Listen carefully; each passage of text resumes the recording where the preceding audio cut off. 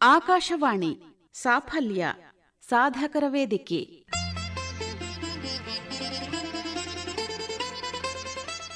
ಇಂದಿನ ಸಾಫಲ್ಯ ಕಾರ್ಯಕ್ರಮದಲ್ಲಿ ಉದ್ಯಮಿ ಹಾಗೂ ಸಮಾಜ ಸೇವಾಸಕ್ತರಾದ ರವಿಶಂಕರ್ ದಾಕೋಜು ಅವರ ಜೊತೆಗಿನ ಸಂದರ್ಶನ ಕೇಳಲಿದ್ದೀರಿ. ಇವರನ್ನ ಸಂದರ್ಶಿಸಿ ಕಾರ್ಯಕ್ರಮವನ್ನ ಪ್ರಸ್ತುತಪಡಿಸುತ್ತಾರೆ ಕನ್ಸೆಪ್ಟಾ ಫರ್ನಾಂಡಿಸ್. ಕೇಳಿ ಸಾಫಲ್ಯ ಸಾಧಕರ ವೇದಿಕೆ. ಆತ್ಮೀಯ ಶ್ರೋತೃಗಳಿಗೆಲ್ಲ ನಮಸ್ಕಾರ. ಸಾಫಲ್ಯ ಕಾರ್ಯಕ್ರಮದಲ್ಲಿ ಇವತ್ತು ಒಬ್ಬ ಅಪರೂಪದ ವ್ಯಕ್ತಿಯನ್ನು ಮಾತಾಡಿಸ್ಲಿಕ್ಕೆ ನನಗೆ ತುಂಬ ಸಂತೋಷ ಆಗುತ್ತೆ. ಉದ್ಯಮಿ, ಸಾಮಾಜಿಕ ಕಾರ್ಯಕರ್ತರು, ಪರಿಸರಾಸಕ್ತರು ಮತ್ತು ದೊಡ್ಡ ದಾನಿ ಕೂಡ ಆಗಿದ್ದಾರೆ. ರವಿಶಂಕರ್ ದಾಕೋಜು ಅಂತ ಇವರ ಹೆಸರು. ಶಿಕ್ಷಣ ಕ್ಷೇತ್ರಕ್ಕೆ ಇವರು ಕೊಟ್ಟಿರುವ ಕೊಡುಗೆ, ಇವರು ಕೊಟ್ಟಿರುವ ದಾನ ಹಾಗೂ ವಿಶೇಷವಾಗಿ ಅವರ ಸಾಮಾಜಿಕ ಕಳಕಳಿ ಮತ್ತು ಒಲವು, ಇಷ್ಟೆಲ್ಲ ವಿಚಾರಗಳನ್ನು ನಾವು ಇವತ್ತು ತಿಳ್ಕೊಳ್ಳಿಕ್ಕಿದೆ. ಅವರನ್ನ ಎಲ್ಲ ಶ್ರೋತೃಗಳ ಪರವಾಗಿ ಪ್ರೀತಿಯಿಂದ, ಗೌರವದಿಂದ ಸಾಫಲ್ಯ ಕಾರ್ಯಕ್ರಮಕ್ಕೆ ಸ್ವಾಗತಿಸ್ತೀನಿ. ನಮಸ್ಕಾರ ಸರ್. ನಮಸ್ಕಾರ ಮೇಡಮ್. ಆಕಾಶವಾಣಿಯ ಸ್ಟುಡಿಯೋಗೆ ಮತ್ತು ನಮ್ಮ ಕಾರ್ಯಕ್ರಮಕ್ಕೆ ನಿಮಗೆ ಪ್ರೀತಿಯ ಸ್ವಾಗತ. Thank you madam. ನಿಮ್ಮ ಬಾಲ್ಯ, ನಿಮ್ಮ ಹಿನ್ನೆಲೆ, ನಿಮ್ಮ ವಿದ್ಯಾಭ್ಯಾಸ ಇದರ ಬಗ್ಗೆ ಸ್ವಲ್ಪ ಹೇಳ್ತೀರಾ? ನಮ್ಮ ಕುಟುಂಬದಲ್ಲಿ ನಾನು 7 ಮಕ್ಕಳು, 6ನೇವನು ನಾನು. ನಮ್ಮ ತಾಯಿಗೆ ಭಾಳ ಗೋಳು ಹಿಡ್ಕೊಂಡಿದ್ದೀನಿ, ಭಾಳ ಕಷ್ಟ ಕೊಟ್ಟಿದ್ದೀನಿ. ನಮ್ಮ ತಂದೆಯವರು ನಾನು ಬಾಲ್ಯದಲ್ಲಿ 4ನೇ ಕ್ಲಾಸ್ ಇರಬೇಕಾದ್ರೆ ತಿರೋದ್ರು ಸಡನ್ ಆಗಿ. ಬ್ಯಾಂಕಲ್ಲಿ 100 ರೂಪಾಯಿ ಇತ್ತು ಅಷ್ಟೇ. ನಮ್ಮ ತಾಯಿ ಅಷ್ಟು ಓದಿಲ್ಲ. ಬಟ್ ಸಮಾಜ ನನಗೆ ತಂದೆ ತಾಯಿಗೆ ನಿಂತ್ಕೋತು. ಸೊ ನಂಗೆ ಸಮಾಜನೇ ತಂದೆ. ನಮ್ಮ ತಂದೆ ಫ್ರೀಡಮ್ ಫೈಟರ್ ಆಗಿದ್ದರು. ಇಂಜಿನಿಯರಿಂಗ್ ಮಾಡಬೇಕಾದ್ರೆ last final yearly British education ಬೇಡ ಅಂತೇಳಿ ಅದಕ್ಕೆ ಬೆಂಕಿ ಇಟ್ಬಿಟ್ಟು ನಿಜಲಿಂಗಪ್ಪ, ಬಿಡಿ ಜತ್ತಿ ಅವ್ರ ಜೊತೆ ಚಳುವಳಿಗೆ ಹೊರಟರು. ಅಲ್ಲಿ ಅರೆಸ್ಟ್ ಆಗಿ ಒಳಗಿದ್ದವರು. ಅದೇ ಜೈಲಲ್ಲಿದ್ದರು. ಎಲ್ಲಿದ್ರು ಅಂತ ಗೊತ್ತಾ ನಿಮಗೆ? ಚಿತ್ರದುರ್ಗದಲ್ಲಿದ್ದರು. ಆಮೇಲೆ ಈ ಕಡೆ ನೆಕ್ಕುಂದಿ ಅಂತ ಇತ್ತು. ನಿಜಲಿಂಗಪ್ಪ ಅವರು, ಮುಲ್ಕಾ ಗೋವಿಂದ ರೆಡ್ಡಿ ಅವರು, KH ರಂಗನಾಥ್ ಅವರು, ಅವ್ರ ಜೊತೆ ಎಲ್ಲ ರಾಮಕೃಷ್ಣ ಹೆಗಡೆ ಅವರು, ಅವರ ಸಮಕಾಲೀನರು, ಅವ್ರ ಜೊತೆಲಿ ಜೈಲಲ್ಲಿ ಇದ್ದರು. ನಮ್ಮ ತಾಯಿ ಆ ಟೈಮಲ್ಲೇ ಮದುವೆ ಆಗಿದ್ದ ಅವ್ರನ್ನ. ಜೈಲಿಂದ ಆಚೆ ಬಂದರೂ ಕೂಡ ಅವ್ರು ರಾಜಕೀಯಕ್ಕೆ ಸೇರಲಿಲ್ಲ. ಅವ್ರು ನನ್ನ ಕೆಲಸ, ನನಗೆ ಇದು ಫ್ರೀಡಮ್ ಕೊಡಿಸ್ಬೇಕಿತ್ತು, ಸ್ವಾತಂತ್ರ್ಯ ಕೊಡಿಸ್ಬೇಕಿತ್ತು. ಅದು ನನ್ನ ಕೆಲಸ ಆಯಿತು. ಉದ್ದೇಶ ಸಾರ್ಥಕ ಆಯಿತು. ಅಂದರೆ ಸ್ವಾತಂತ್ರ್ಯ ಹೋರಾಟದಲ್ಲಿ ಇವರು ಸಕ್ರಿಯವಾಗಿ ಭಾಗವಹಿಸಿದ್ರು, ಜೈಲಿಗೂ ಹೋದ್ರು, ದೇಶಕ್ಕೆ ಸ್ವಾತಂತ್ರ್ಯ ಬಂತು, ಅಲ್ಲಿಗೆ ಅವರ ಒಂದು ಹಂತದ ಕೆಲಸ ಮುಗೀತು ಅಂತ. ಹೌದು ಮೇಡಮ್. ಅಂದ್ರೆ ಆ ಸ್ವಾತಂತ್ರ್ಯ ಹೋರಾಟಗಾರರಿಗೆ ಬೇರೆ ಬೇರೆ ರೀತಿಯ ಸವಲತ್ತುಗಳನ್ನು, ಪಿಂಚಣಿಯನ್ನು ಎಲ್ಲ ಸರ್ಕಾರ ಮುಂದೆ ಕೊಟ್ಟಿತು. ಅಂತ ಯಾವುದೇ ವಿಷಯಕ್ಕೂ ಅವರು ಹೋಗ್ಲಿಲ್ಲ. ಅಂದರೆ ಅವರು ಸ್ವಾತಂತ್ರ್ಯ ಹೋರಾಟ ಬಂದ ಮೇಲೆ ಅವ್ರು ಕೆಲಸಕ್ಕೆ ಸೇರಿಕೊಂಡ್ರು. As an engineer, Mysuru machinery manufacturing ಅಂತ ಕೆಲಸಕ್ಕೆ ಸೇರಿಕೊಂಡ್ರು. ಅದು ಬೆಂಗಳೂರಲ್ಲಿ ಅದು ಫ್ಯಾಕ್ಟ್ರಿ ಇತ್ತು. ಅವ್ರದ್ದು ಬೇರೆ ಇದನ್ನು ನಮ್ಮ ಕಾಫಿ ಪ್ಲಾಂಟೇಶನ್ ಇತ್ತು. ಚಾಮುಂಡಿ ಕೆಮಿಕಲ್ಸ್ ಆ್ಯಂಡ್ ಫರ್ಟಿಲೈಸರ್ಸ್ ಅಂತ ಇತ್ತು. ಅದಕ್ಕೆಲ್ಲ ಪಾಪ ಚೇರ್ಮನ್ನು ಇವ್ರನ್ನೇ ನಂಬ್ಕೊಂಡಿದ್ರು. ಯಾಕಂದರೆ ಇವರಿಗೆಲ್ಲ ಜನಸಂಪರ್ಕ ಚೆನ್ನಾಗಿತ್ತು. ಅದಕ್ಕೆ ಅವರು ಎಲ್ಲದಕ್ಕೂ ಇವರ ಮುಂದಿರ್ತಾ ಇದ್ರು. ಬಟ್ ಅದರಲ್ಲೊಂದು ಸ್ಟ್ರೈಕ್ ಆಯಿತು. ಆ ಸ್ಟ್ರೈಕಲ್ಲಿ ಟೆನ್ಷನ್ ತೊಗೊಂಡು ಇವರು he had A brain haemorrhage, ಸಡನ್ನಾಗಿ ಹೋಗ್ಬಿಟ್ರು. ಆವಾಗ ನಮ್ಗೆ ಬೇರೆ ದಾರಿ ಇರಲಿಲ್ಲ. 100 ರೂಪಾಯಿ. ಆವಾಗ ಇದು ನಮ್ಮ ತಾಯಿಗೆ ಬೇರೆ ಯಾವುದೂ ಆದಾಯ ಇಲ್ಲ, ಸ್ವಂತ ಮನೆ ಇಲ್ಲ, ಬಾಡಿಗೆ ಮನೇಲಿದ್ವಿ. 40 ರೂಪಾಯಿ ಅಂತದ್ದು ಬಾಡಿಗೆ, ಅದೂ ಇಲ್ಲ. ನಾನು ಓಡಾಡಿ ನಮ್ಮ ತಾಯಿಯವರಿಗೆ ಪಿಂಚಣಿ, ಅದು ಸ್ವಾತಂತ್ರ್ಯ ಹೋರಾಟ ಮಾಸಿಕ ವೇತನ ಅಂತ ಒಂದು ಬರ್ತಾಯಿತ್ತು. ಅದು ನಮ್ಮ ತಾಯಿ ಹೆಸರಿಗೆ ಕೊಡಿಸಿದೆ. ಆ ಚಿಕ್ಕನಿಂದ ನನಗೆ ಅಭ್ಯಾಸ, ಈ ಥರ ಹೋಗೋದು, ಗೌರ್ಮೆಂಟ್ ಆಫೀಸ್ಗೆ ಹೋಗೋದು, ಮಾತಾಡೋದು. ಅಂದ್ರೆ ನಿಮಗೆ ಬಾಲ್ಯದಲ್ಲೇ ನಾಯಕತ್ವದ ಗುಣ ಇತ್ತು ಅಂದ್ರೆ ಪರ್ಸುಯೇಷನ್ ಮೇಡಮ್. ಅದು ನನಗೆ ನಂಬಿಕೆ ಇತ್ತು. ಸಮಾಜದಲ್ಲಿ ನ್ಯಾಯ ಇದೆ. ನ್ಯಾಯಕ್ಕೆ ಹೋರಾಡಬೇಕಾಗಿಲ್ಲ ಅಂತಿಲ್ಲ, ನ್ಯಾಯ ಸಿಗುತ್ತೆ, ಪ್ರಯತ್ನ ಮಾಡಬೇಕು, ಸಿಗತ್ತೆ ನನಗೆ ನ್ಯಾಯ. ಅದಾಗಿ ಬಂದು ನಮಗೆ ಕೈಗೆ ಸಿಗೋದಿಲ್ಲ ಯಾವುದು ಕೂಡ. ಪ್ರಯತ್ನ ಮಾಡಬೇಕು. ನಾವು ಏನಾದ್ರೂ ನಮ್ಗೆ ಸಿಗಬೇಕಾದ್ರೆ ಅದಕ್ಕೆ ನಮ್ಮ ಪ್ರಯತ್ನ ಇರಬೇಕು. ಸಾಕಷ್ಟು ಎಲ್ಲ ಪ್ರಯತ್ನಗಳನ್ನು ನೀವು ಮಾಡಿದಿರಿ. ಇನ್ನೊಂದು, ನನಗೆ ಫ್ರಮ್ ಚೈಲ್ಡ್ಹುಡ್ ನನಗೆ I am not born healthy, I am not intelligent, not educated, not rich. But ಇದರೂ ಕೂಡ ನೀವು ನನ್ನನ್ನು ಕರೆದುಬಿಟ್ಟು ಸಾರ್ಥಕತೆ ಅಂತ ಒಂದು ಪ್ರೋಗ್ರಾಮಲ್ಲಿ ಕೊಡಿಸಿರಲ್ಲ, ದಟ್ ಈಸ್ ಬಿಕಾಸ್ ಆಫ್ ಪ್ರಯತ್ನ. ರವಿಶಂಕರ್ ಅವರೇ, ನೀವು ಪ್ರಾರಂಭದಲ್ಲಿ ಹೇಳಿದ್ರಿ ನೀವು ಸ್ವಲ್ಪ ಕಿಟ್ಲೆ ಹುಡುಗ, ಅಮ್ಮನಿಗೆ ತುಂಬಾ ಕಷ್ಟ ಕೊಟ್ಟಿದ್ದೀನಿ ಅಂತ. ಅದು ನಿಮ್ಮ ಬಾಲ್ಯ ಸ್ವಲ್ಪ ನೆನಪಿಸ್ಕೊಂಡು ನಿಮ್ಮ ವಿದ್ಯಾಭ್ಯಾಸದ ದಿನಗಳಲ್ಲಿ ಏನೇನು ಸ್ವಲ್ಪ ತರಲೆಗಳನ್ನು, ತಂಟೆಗಳನ್ನು ಮಾಡಿದ್ದೀರಿ, ಮತ್ತೆ ಅದರ ಮೂಲಕ ನೀವು ಬೆಳೆದು ಈಗ ಈ ಹಂತಕ್ಕೆ ತಲುಪಿದಿರಲ್ಲ, ಅದನ್ನು ಒಂದು ಸ್ವಲ್ಪ ನೆನೆಸ್ಕೊಳ್ಳಿ. ಯಾಕಂದ್ರೆ ಎಲ್ಲರೂ ಹೇಳ್ತಾರೆ ಈ ಬಾಲ್ಯಕ್ಕೆ ಹೋಗೋದೇ ಒಂದು ಆಪ್ಯಾಯಮಾನ ಅನುಭವ ಅಂತ. ಹೌದೌದು. ನನಗೆ ಉತ್ಸಾಹ ಕೊಡೋದು ನನ್ನ ಬಾಲ್ಯನೇ. ನನಗೆ ತಂದೆ ಚಿಕ್ಕನಿಂದ ನನಗೆ ಅಷ್ಟೇ ನಾನು ನಮ್ಮ ತಾಯಿ ಜೊತೆ ಮಲಗಿರ್ಬೇಕಾದ್ರೆ ಚಿಕ್ಕನ್ನಲ್ಲಿ ರಾತ್ರಿ ಎದ್ದುಬಿಟ್ಟು ನಾಯಿ ಗೋಣಿ ತಾಟ ಮೇಲೆ ನಾಯಿ ಹಿಡ್ಕೊಂಡು ಮಲ್ಕೋತಾ ಇದ್ದೆ. ನಮ್ಮ ತಾಯಿಗೆ ಏನಂದರೆ ನನಗೆ ಬುದ್ಧಿ ಸರಿ ಇಲ್ಲ ಅಂತ. ನಮ್ಮ ತಾಯಿಗೆ ಅಂದರೆ ಮಂದ, ಸ್ವಲ್ಪ ಮಾನಸಿಕ ಬೆಳವಣಿಗೆ ಇಲ್ಲ, ಮುದ್ದು ಜಾಸ್ತಿ ನಾನು ಕಂಡ್ರೆ. ಅಂದರೆ ಭಾಳ ತೊಂದರೆ ಕೊಟ್ಟಿದ್ದೀನಿ. ಒಂದು ಸತಿ ನಮ್ಮ ಪಕ್ಕದ ಮನೆಯವ್ರ ಹತ್ರ ಎಲ್ಲ ಸುತ್ತಮುತ್ತಲಿದ್ದ ಸೇಬೆ ಹಣ್ಣುಗಳು, ಮಾವಿನ ಹಣ್ಣು ಯಾವುದೂ ಬಿಡ್ತಾ ಇರಲಿಲ್ಲ. ಒಂದು ಸತಿ ನಮ್ಮ ತಂದೆ ಇದ್ದರು, ಪಕ್ಕದ ಮನೆಯವರು ಒಬ್ಬ ಯಾರು ಇಂಜಿನಿಯರ್ ಯಾರಿದ್ರು ಪಾಪ, ಮುಂಗೋಪಿ ಅಪ್ಪ, ಅವರು ನಡ್ಕೊಂಡು ನಮ್ಮ ಮನೆಗೆ ಬರ್ತಾಯಿದ್ರು. ನಾನು ನೋಡಿದೆ ದೂರದಿಂದ, ಕೋಪದಲ್ಲಿ ಪಂಚೆ ಒಂದು ಕೈಲಿ ಇಟ್ಕೊಂಡು ದಡರಲ್ಲೇ ಬರ್ತಾಯಿದ್ರು. ನಮ್ಮ ತಂದೆ ಬೇರೆ ಶಾರ್ಟ್ ಟೆಂಪರು. ನಾನು ಅಂದರೆ ಇವತ್ತು ಬೆಲ್ಟ್ ಬಿಗಿತಾರೆ ನಮ್ಮ ತಂದೆ. ಅವ್ರು ಏನು ಹೇಳಿದ್ರು ಪಕ್ಕದ ಮನೆಯವರು, ನೋಡಿ ಸರ್ ನಿಮ್ಮ ಮಗ ಒಂದು ಪೇಜು ಬಿಡೋದಿಲ್ಲ, ನನ್ನ ಮಗಳು ಬಸರಿ ಆಗಿದ್ದಾಳೆ, ಅವಳಿಗೆ 1-2 ಹಣ್ಣು ಬಿಡ ಕೇಳಿ ನಿಮ್ಮ ಮಗನ್ನ ಅಂತ ಹೇಳಿದ್ರು. ಆಯಿತಾ, ಅವರ ಮರದಲ್ಲಿ ಬೆಳೆಯೋ ಹಣ್ಣನ್ನ ಅವರ ಮಗಳ ಬಯಕೆಗೆ ಸ್ವಲ್ಪ ತಿನ್ನೋ ಆಸೆಗೆ ಅದು ನಿಮ್ಗೆ ಉಳಿಸಿ ಅಂತ ಅವರು ವಿನಂತಿ ಮಾಡ್ಲಿಕ್ಕೆ ನಿಮ್ಮ ಮನೆಗೆ ಬಂದ್ರು. ಅವ್ರು ಹೊಟ್ಟೋದ್ರು. I can imagine how mischievous you. ನಮ್ಮ ತಂದೆ ಕರೆದ್ರು ನಮ್ಮ ತಾಯಿಗೆ. ನಮ್ಮ ತಾಯಿ ಹೆಸರು ಇಂದಿರಾ ಅಂತ. ಇಂದಿರಾ ರಾ ಅಂದ್ರು, ಕರೆದ್ರು. ನನ್ ಗ್ಯಾರಂಟಿ. ತೆಲುಗು ಮಾತಾಡ್ತೀರಾ ಮನೇಲಿ? ನಮ್ಮ ವಿಜಯವಾಡದವರು, ಮನೆ ಮಾತು ತೆಲುಗು. ಮೊನ್ನೆ ನಮ್ಮ ತಾಯಿ ತೆಲುಗು, ಇವಾಗ ಕನ್ನಡ ಎಲ್ಲ ಮಿಕ್ಸ್. ಇವಾಗ ಸರಿ ನಮ್ಮ ತಾಯಿ ಹೋದರು. ನಮ್ಮ ತಾಯಿ ಖಾದಿ ಸೀರೆಯನ್ನು ಉಡ್ತಾ ಇದ್ದಿದ್ದು, ಹಿಂದೆ ಸರಿಗಿಟ್ಕೊಂಡು ಹೋದೆ ಹಿಂದ್ಗಡೆ, ಗ್ಯಾರಂಟಿ ಇದೆ ಅಂದ್ಬಿಟ್ಟು. ನಮ್ಮ ತಾಯಿ ಒಳಗೋದ ರೂಮ್ ಒಳಗೆ ನಾನು ಆಚೆ ಕೂತೀನಿ, ಜೋರ ನಗಕ್ಕೆ ಶುರು ನಮ್ಮ ತಂದೆ. ನಾನು ಏನಪ್ಪ ಏನೋ ಕೈ ಬಿಗಿತಾರೆ ಅಂದ್ಕೊಂಡು ನಗ್ತಾ ಇದ್ದಾರೆ ಅಂದರೆ, ಅವ್ರು ಇದ್ಕೊಂಡು ನಮ್ಮ ತಾಯಿಗೆ ಹೇಳಿದ್ರು, ಇಂದ್ರ ನನ್ನ ಮಗ ನನ್ನ ಥರನೇ ಆಗಿದೆ ಕಣೆ. ನಿಮ್ಮ ತಂದೆ ಕೂಡ ಅವರ ಬಾಲ್ಯದಲ್ಲಿ ಅದು ದಟ್ ಈಸ್ ಬಾಲ್ಯ. ಆದರೆ ಅಷ್ಟು ಚೆನ್ನಾಗಿತ್ತು ಮಾಡು. ಸರಿ, ಸಣ್ಣ ವಯಸ್ಸಿಗೆ ತಂದೆಯವ್ರನ್ನ ಕಳ್ಕೊಂಡ್ರಿ, ನಿಮ್ಮ ಕುಟುಂಬಕ್ಕೆ ಆದಾಯ ಇರಲಿಲ್ಲ, ಆಮೇಲೆ ಏನೋ ಸ್ವಲ್ಪ ಓಡಾಡಿ ಸ್ವಲ್ಪ ಮಾಸಿಕ ಪಿಂಚಣಿ ಅಂತ ಬಹಳ ಸಣ್ಣ ಮೊತ್ತ ಇರ್ಬೋದು ಆ ಕಾಲಕ್ಕೆ. ನೀವು ಇಷ್ಟು ಜನ 7 ಜನ ಮಕ್ಕಳನ್ನ ಬೆಳೆಸೋದು ನಿಮ್ಮ ತಾಯಿಯವರಿಗೆ ದೊಡ್ಡ ಸವಾಲೇ ಆಗಿರ್ಬೋದು. ಆದ್ರೂ ನೀವು ವಿದ್ಯಾಭ್ಯಾಸ ಮಾಡಿದ್ರಲ್ವಾ? ಮಾಡಿದೆ ಮೇಡಮ್. ಅಂದರೆ ನನಗೆ ನಮ್ಮ ತಂದೆ ತೀರಿದ್ರೆ ನೋಡಿ ಹೇಳ್ತೀನಿ, ದುಡ್ಡು ಮಾಡಿಟ್ರೇ ನಿಮಗೆ ಲೈಫು ಗ್ಯಾರಂಟಿ ಅಂತಲ್ಲ, ನಿಮಗೆ ಸಂಸ್ಕಾರ ಕೊಟ್ಟರೆ ಸಾಕು. ಆಮೇಲೆ ಸ್ಥೈರ್ಯ ಕೊಡಬೇಕು. ನೋಡಿ ನಮ್ಮ ತಂದೆ ಮಾಡಿದ ಒಳ್ಳೆ ಕೆಲಸಕ್ಕೆ ಅವ್ನು 53 ವರ್ಷಕ್ಕೆ ಬ್ರೈನ್ ಹೆಮರೇಜ್ ಬಂದು ತೀರೋದ್ರು. ಆವಾಗ ಅವರು ನಮ್ಮ ಕಾರ್ಖಾನೆ ಓನರ್ ಇದ್ದರು, ಕ್ರಿಶ್ಚಿಯನ್ಸ್, ಚಾಂಡಿ ಚೆರಿ ಅಂತ, ವೆರಿ ನೈಸ್ ಪೀಪಲ್. ಅವರು ನಮ್ಮ ಅಣ್ಣಂದ್ರಿಗೆ ಅವರು ಎಜುಕೇಷನ್ ಆಗಿಲ್ಲ, ನನಗೆ ಬಂದು ಕೆಲಸ ಸೇರ್ಕೊಳ್ಳಿ ಅಂದರು. ಅವ್ರು 100-200 ರೂಪಾಯಿ ಅವ್ರು ಕೊಡ್ತಾರೆ ಸಂಬಳ. ಇವ್ರಿಗೆ 100 ರೂಪಾಯಿ, ಅವ್ನಿಗೆ 100 ರೂಪಾಯಿನೂ ಕೊಡ್ತಾಯಿದ್ರು. ಅದಾದ ಪಿಂಚಣಿ ಬಂತು. ಅದಾದಮೇಲೆ ನಾನು ಅಂದರೆ ಎಷ್ಟು ಕಷ್ಟ ಬಿದ್ದಿದ್ದೆ, ಕಷ್ಟ ಅಂದರೆ ಅನ್ನೋದಿಲ್ಲ, ನನಗೆ ಎಂಜಾಯ್ಮೆಂಟ್ ಮಾಡ್ತೀನಿ ಅಂತ ಆಟೋ ಓಡಿಸ್ತಾ ಇದ್ದೆ, ಹಸು ಹಾಲು ಕರೀತಾ ಇದ್ದೆ. ಆಮೇಲೆ ಬಟ್ಟೆ ವ್ಯಾಪಾರ ಮಾಡ್ತಾಯಿದ್ದೆ. ಅಂದರೆ ಮೋಸನೇ ಇರ್ಬೋದು, ಜನತಾ ಬಜಾರಲ್ಲಿ ಕೋರಾ ಬಟ್ಟೆ ಬರ್ತಾಯಿತ್ತು. ಕೋರಾ ಬಟ್ಟೆ 7 ರೂಪಾಯಿನ ಮೀಟ್ರು. ಅದು ತೊಗೊಂಡು ಆಚೆ ಹೋಗ್ಬಿಟ್ಟು 15 ರೂಪಾಯಿಗೆ ಮಾರ್ತಾಯಿದ್ದೆ. ಹೋಲ್ಸೇಲ್ ರಿಟೇಲ್ ರಿಟೇಲ್ ಟು ರಿಟೇಲೇ ಮಾಡ್ತಾಯಿದ್ದೆ ಅವಾಗ. ಅದು ಮಾಡ್ತಾಯಿದ್ದೆ. ಅದಾದಮೇಲೆ ಮೀನು ಮಾಡ್ತಾಯಿದ್ದೆ, ಇದು ಆರ್ನಮೆಂಟಲ್ ಫಿಶ್ ಅಂತಾರೆ. ಆಮೇಲೆ ಅದನ್ನು ಪ್ಲಾಂಟ್ಸು ಮಾಡ್ತಾಯಿದ್ದೆ. ನಾಯಿ ಮರಿ ಹಾಕಿ ನಾಯಿ ಮರಿ ಮಾಡ್ತಾಯಿದ್ದೆ. ಇದನ್ನು ನಮ್ಮ ಕಿಚ್ಚ ಇದಾನಲ್ಲ, ಯಾವುದನ್ನು ಸುದೀಪ್, ಅವ್ನು ಕೂಡ ನಮ್ಮ ಹತ್ರ ತೊಗೊಂಡೋಗಿದ್ದಾನೆ ಅವಾಗ ಆ ಕಾಲದಲ್ಲಿ. ಬೇರೆ ಬೇರೆ ರೀತಿಯ ವ್ಯವಹಾರಗಳು, ಅಂದ್ರೆ ಬದುಕಲಿಕ್ಕೆ ಏನ್ ಬೇಕು ಪರಿಶ್ರಮದಿಂದ ಸಂಪಾದನೆ ಮಾಡೋದು ನೀವು ಕಲ್ತಿದ್ದೀರಿ. ಮಾಡಿದ್ದೀನಿ ಮೇಡಮ್. ಮತ್ತೆ ಏನು ಓದಿದ್ರಿ? 10th ಸ್ಟ್ಯಾಂಡರ್ಡ್ 3 ಸತಿ ಫೇಲ್ ಮೇಡಮ್. ಆಯಿತಾ, 32% ಮಾರ್ಕ್ಸ್ ಬರೋದು. ನಮ್ಮ ತಾಯಿ ಮಖ ನೋಡ್ಬಿಟ್ರೆ ನನಗೆ ಒಂಥರ ಕಿಚ್ಕೋತಾ ಇತ್ತು. ಅಂಥ ಒಳ್ಳೆ ಲೇಡಿ, ಅಂಥ ಒಳ್ಳೆ. ಅವ್ರಿಗೆ ಬೇಜಾರಾಗ್ತಿತ್ತು ನಿಮ್ಮ ಫಲಿತಾಂಶ? ಅದಕ್ಕೋಸ್ಕರ ಪಾಸ್ ಆಗ್ಬಿಟ್ಟೆ. ನಾನು ಪಾಸ್ ಆದ್ನೋ ಅಥವಾ ನಮ್ಮ PUC ನಮ್ಮ ಸೆಕೆಂಡ್ರಿ ಬೋರ್ಡು ಅವರು ಇದೇ ಮಖ ಬರ್ತಾನೆ, ನೀವು ಬರೀದನ್ನು ಪಾಸ್ ಮಾಡಿಬಿಟ್ರೆ ಒಳ್ಳೇದು ಅಂದ್ಬಿಟ್ಟು ಅವ್ರು ಕಳಿಸ್ಬಿಟ್ರು. ನನಗೆ ಗೊತ್ತಿಲ್ಲ. ಇವತ್ತು ನನ್ನ ಪರಿಶ್ರಮ, ನನ್ನ ಬುದ್ಧಿ ಅಂತಲ್ಲ. ಅದಾದಮೇಲೆ ಇದಕ್ಕೆ ಅದನ್ನು business management, business administration Saint Joseph's college ಮಾಡಿದೆ. ಅಲ್ಲಿ ನನಗೆ ವರ ಸಿಕ್ತು.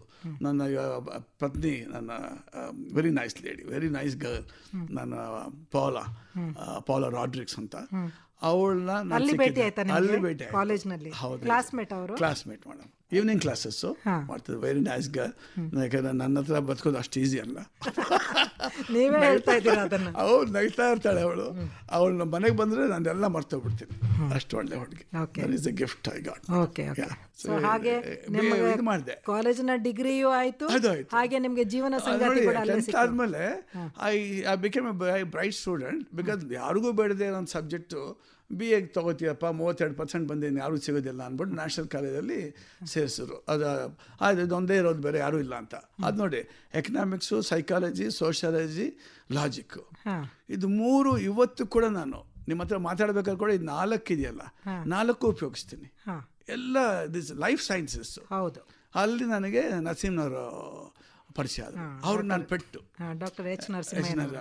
ಅವ್ರ ಜೊತೆ ಬಹುಶಃ ಬೆಂಗಳೂರಿನಲ್ಲಿ ನ್ಯಾಷನಲ್ ಶಿಕ್ಷಣ ಸಂಸ್ಥೆಗೆ ಸೇರಿದ ಎಲ್ಲ ವಿದ್ಯಾರ್ಥಿಗಳ ಜೀವನವನ್ನು ಮುಟ್ಟಿದ್ದಾರೆ ಅವರು. ಆಯ್ತು ಮೇಡಮ್. ಅವರೇ ಮೇಡಮ್ ಎಷ್ಟು ಲಾಜಿಕ್ ಹೇಳ್ಕೊಟ್ರು ಅಂದರೆ ನನಗೆ ಪವಾಡಗಳು ನಂಬೇಡ್ರಿ.